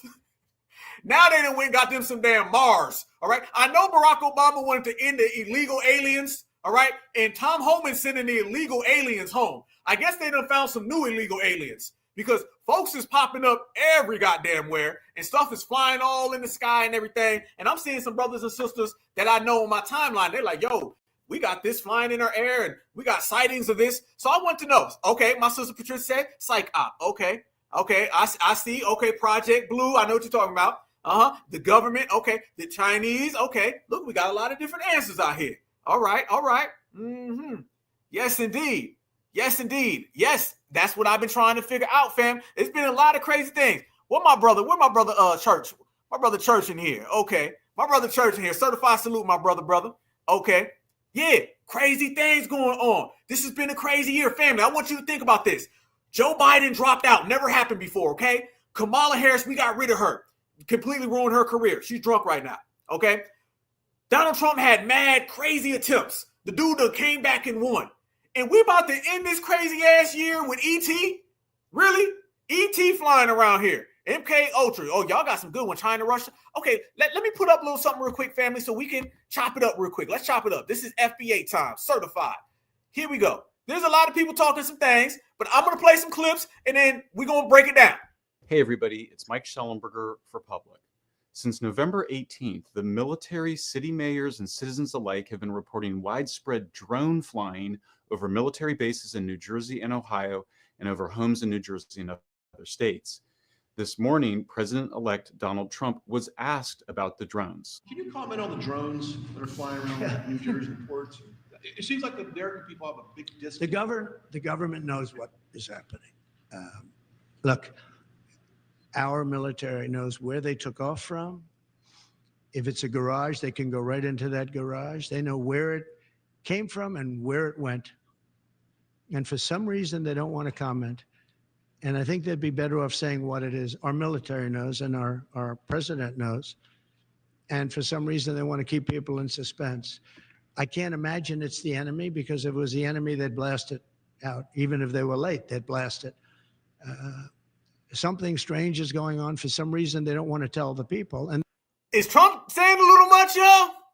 Is Trump, listen, now Trump comes out and talks, and Trump comes out and is like, yo, they don't want to say it. They know what it is. I know Trump's real defiant, and he's rogue, and he kind of does his little thing, but Trump didn't really come out, y'all, and be like, no, it's all good. Y'all chill out.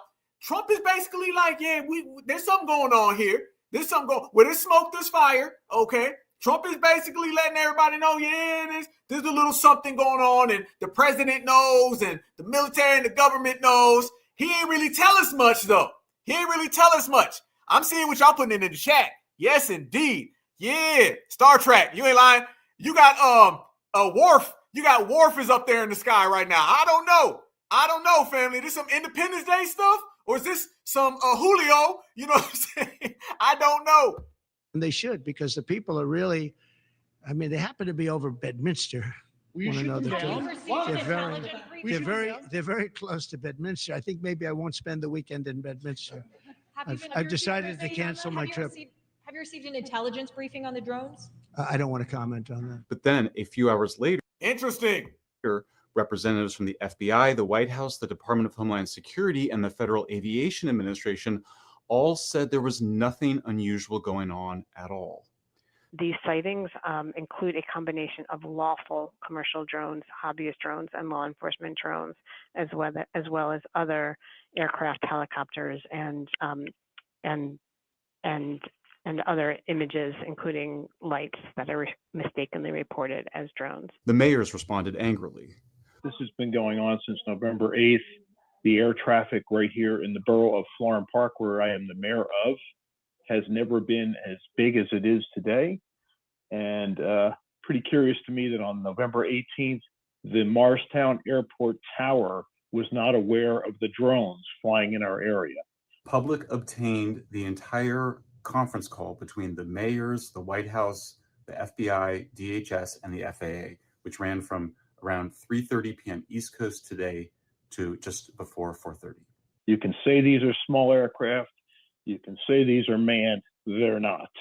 So I think if anyone was to take away from this that the drones aren't flying, they also must believe that the border is closed. I just don't want to hear any longer that we don't know where they're coming from, because you should know that. One mayor said he had one drone over his house. I'm from Edison, New Jersey, smack center of New Jersey, and right. This getting real crazy, y'all. Y'all know I'm always talking about if this was a Netflix special, the United States of America, this would have been a record-breaking season.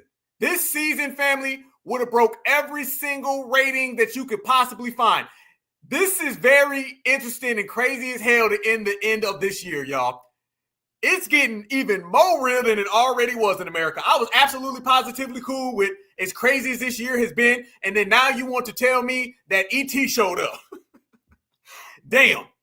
Right above my house, I had two drones that were the size of vehicles.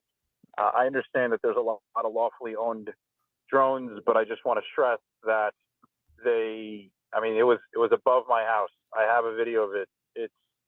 It's not, it's not a small drone, and it was real. It was probably 100, maybe a couple hundred feet above me. And no, I've never seen a drone like that ever before. It was very large, again, the size of a vehicle.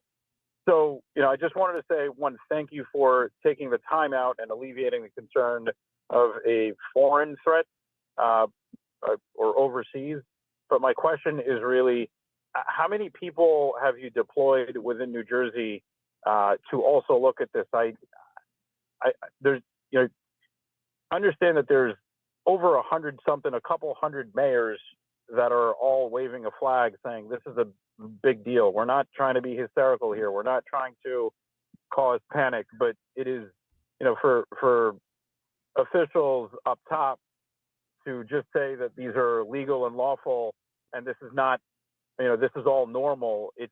I think that's what the problem is, that this is certainly not normal. It's an abnormal amount of drones, and the sizes of them are just huge. I'd be damn. Has anybody seen any since we here right now? You know what I'm saying? We got a couple thousand people in here. Have y'all seen any crazy things flying around? You know what I'm saying? Because it's been a very interesting, really last 6 months has really been crazy. But the last few weeks have been crazy. People been saying they seen a lot of stuff. They've been out here talking about, folks, this America. America get down. That's why nobody invades America.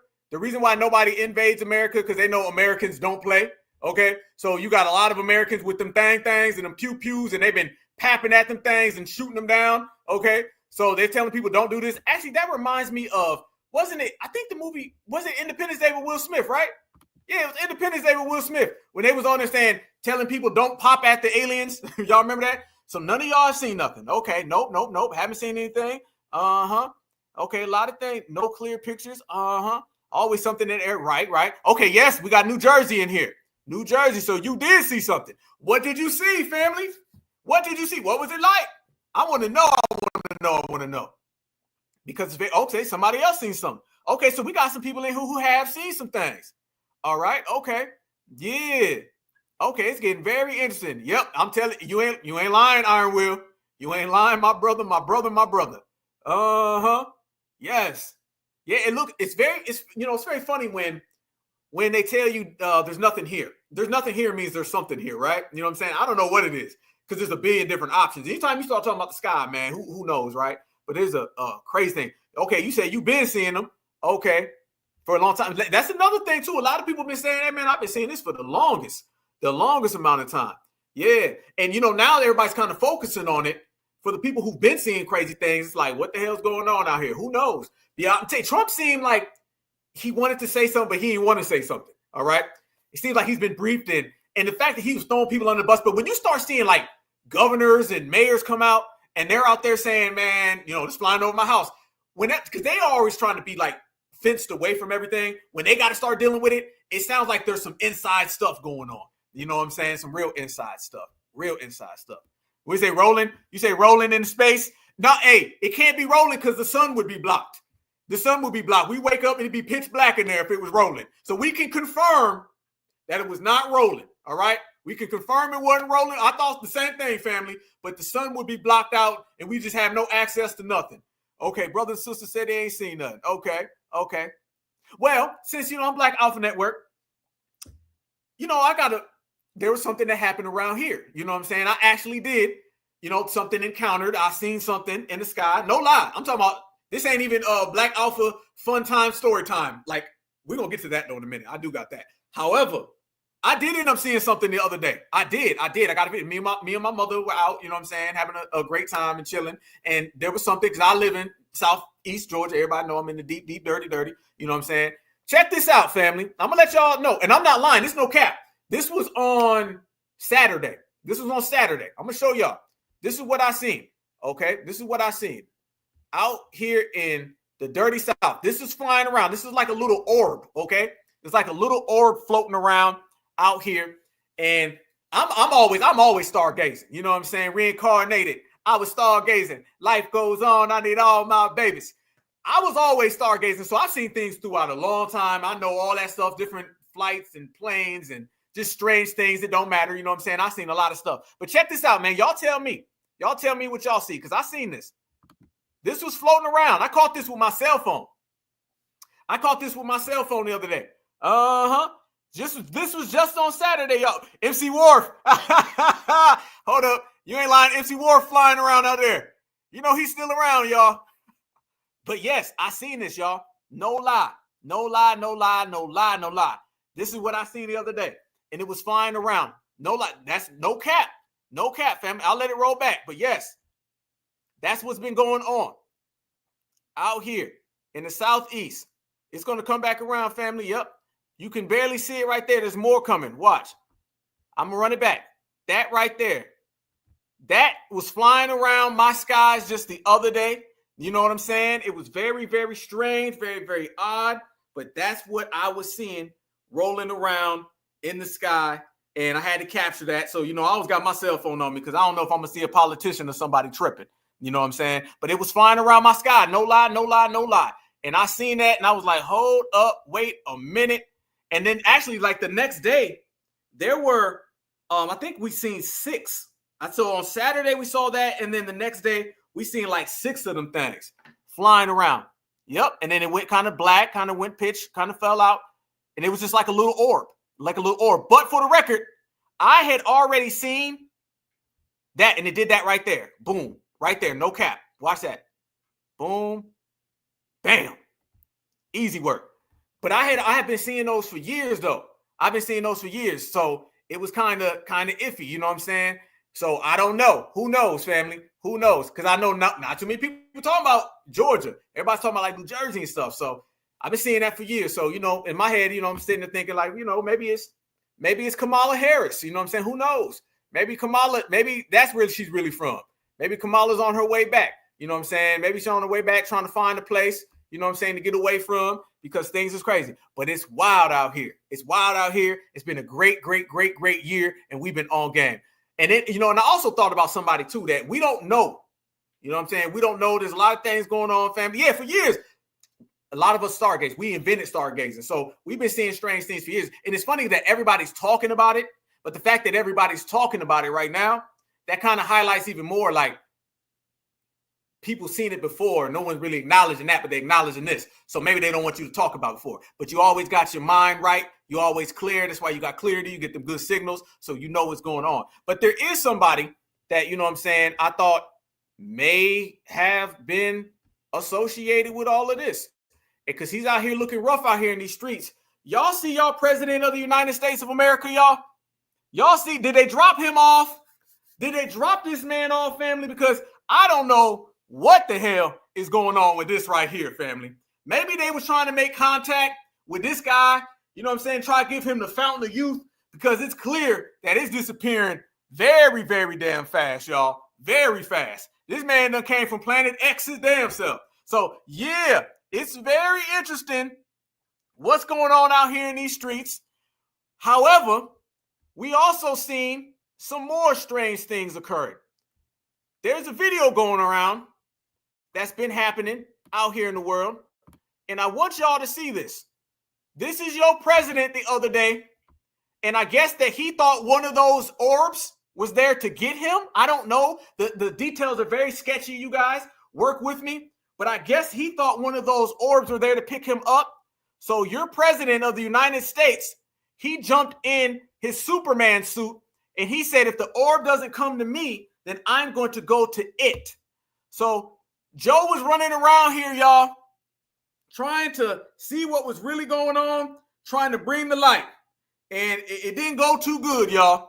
He was walking around with ice cream. He was sniffing on kids.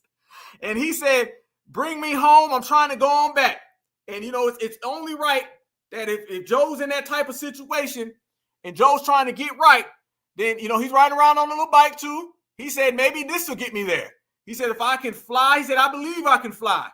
I believe in the orb in the sky.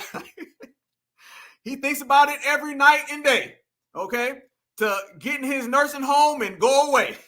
So he was searching, trying to find something, and everybody was telling me that Joe Biden has literally lost it. Look at Joe right there, y'all.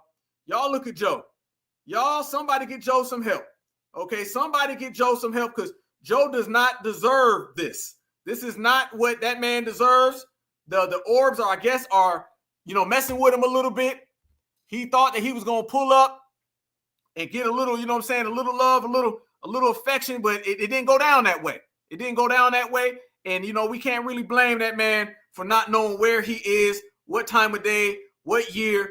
He just has to live with it, you know what I'm saying, and deal with it in the process. So Joe was out here falling out. He's on the bike. You know what I'm saying? That's the president of the United States of America. That man got some ice cream. Y'all look at Joe. I know everybody was wondering how Joe's doing, where Joe's at, if Joe's doing any well. Well, I'm here to report, family, that Joe Biden is doing absolutely well.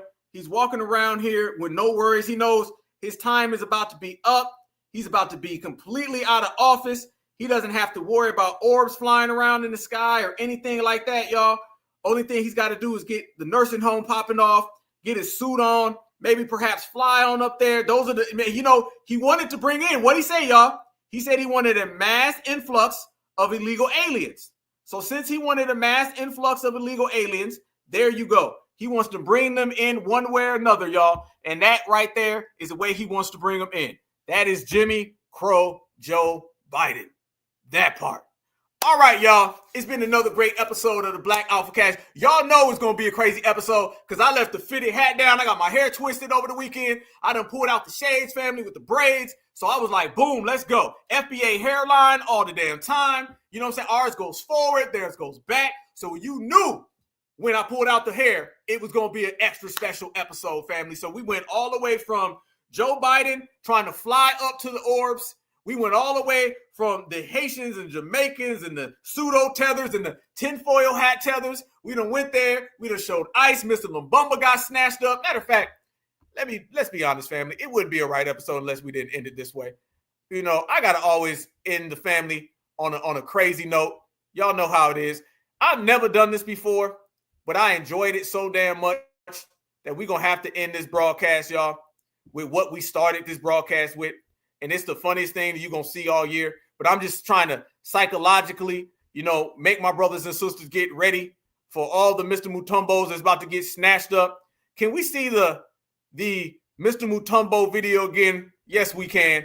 because we need to see Mr. Mutombo get yoked up one more time. Just in case all the tethers that was watching, they didn't really like understand what's happening. We're going to have to go ahead and show that one more time for everybody. Family, this was Mr. Mutombo talking reckless, and I want all y'all to get ready because this is what 2025 because I want. The vehicle is my vehicle. That's why I'm driving. But you need a driver's license to operate I don't need it. Yes, you do. I don't need driver license. Yes, you do. No. Yes, you do. No. I'm telling you. Because I have driver license. That's why you want to pull me. No, I'm pulling you over because you're doing 88 No, I don't have driver license to give you, sir. Sir, keep your hands out of your pockets.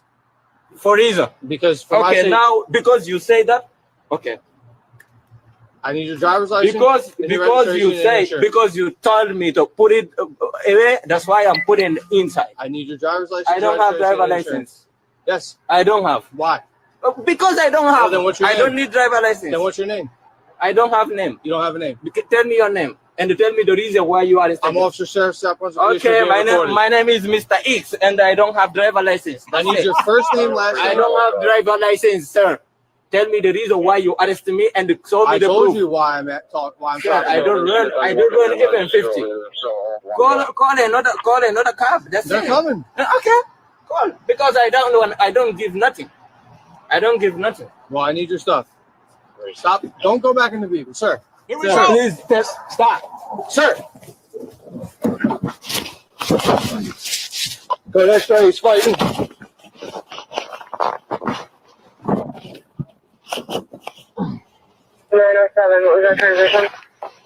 Go next guy. He's fighting me. I don't fight you. I don't fight you. I don't fight you. I don't fight you. I don't fight you. You wanna hit me? Stop. Put your hands behind your back. Sir, put your hands behind your back. Put your hands behind your back.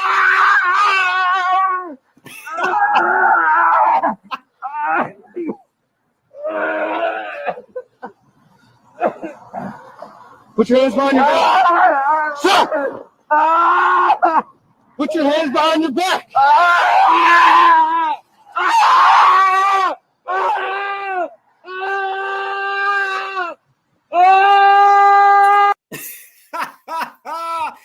Goodbye, tethers. Next time you see these folks right there, family, they gonna be somewhere over there, family. This is what it is. Help FBA! Help me! FBA, save me! You better save yourself in your village because foundational Black Americans ain't rocking with you, Mr. Lumumba. It's a wrap. Checkmate. Certified salute, y'all. It's been another great episode. Y'all know we had to go ahead and end that on a good note for us, a bad note for them, okay? Tethers run and foundational Black Americans always win. That's the motto, y'all. Y'all stay good. Y'all stay safe. Y'all stay vigilant. We will definitely be back on Friday. We're going to have another classic banger. I also have a space that we're going to drop that we did. That's going to be a banger. And then we'll all meet back around. The next episode is going to be even more fire, y'all. We're going to close this thing out the best way. So as you see the condition of the tethers, you just saw it. And then look at the condition of FBA. As excellent as they come and as excellent as we've always forever been. And that's a beautiful thing. Love y'all with a passion. Certified salute to all of you guys. I appreciate you rocking with the Black Alpha Network. We are here. Love the family. And we're going to take over. And we're going to be the hottest thing smoking. We already are. Y'all stay good. Y'all stay safe. Y'all stay vigilant. And always remember that Black is beautiful. And beautiful is always Black. Peace and love. Free Huey. Everybody knows that all the people don't have liberties. All the people don't have freedom. All the people don't have justice. And all the people don't have power. So that means none of us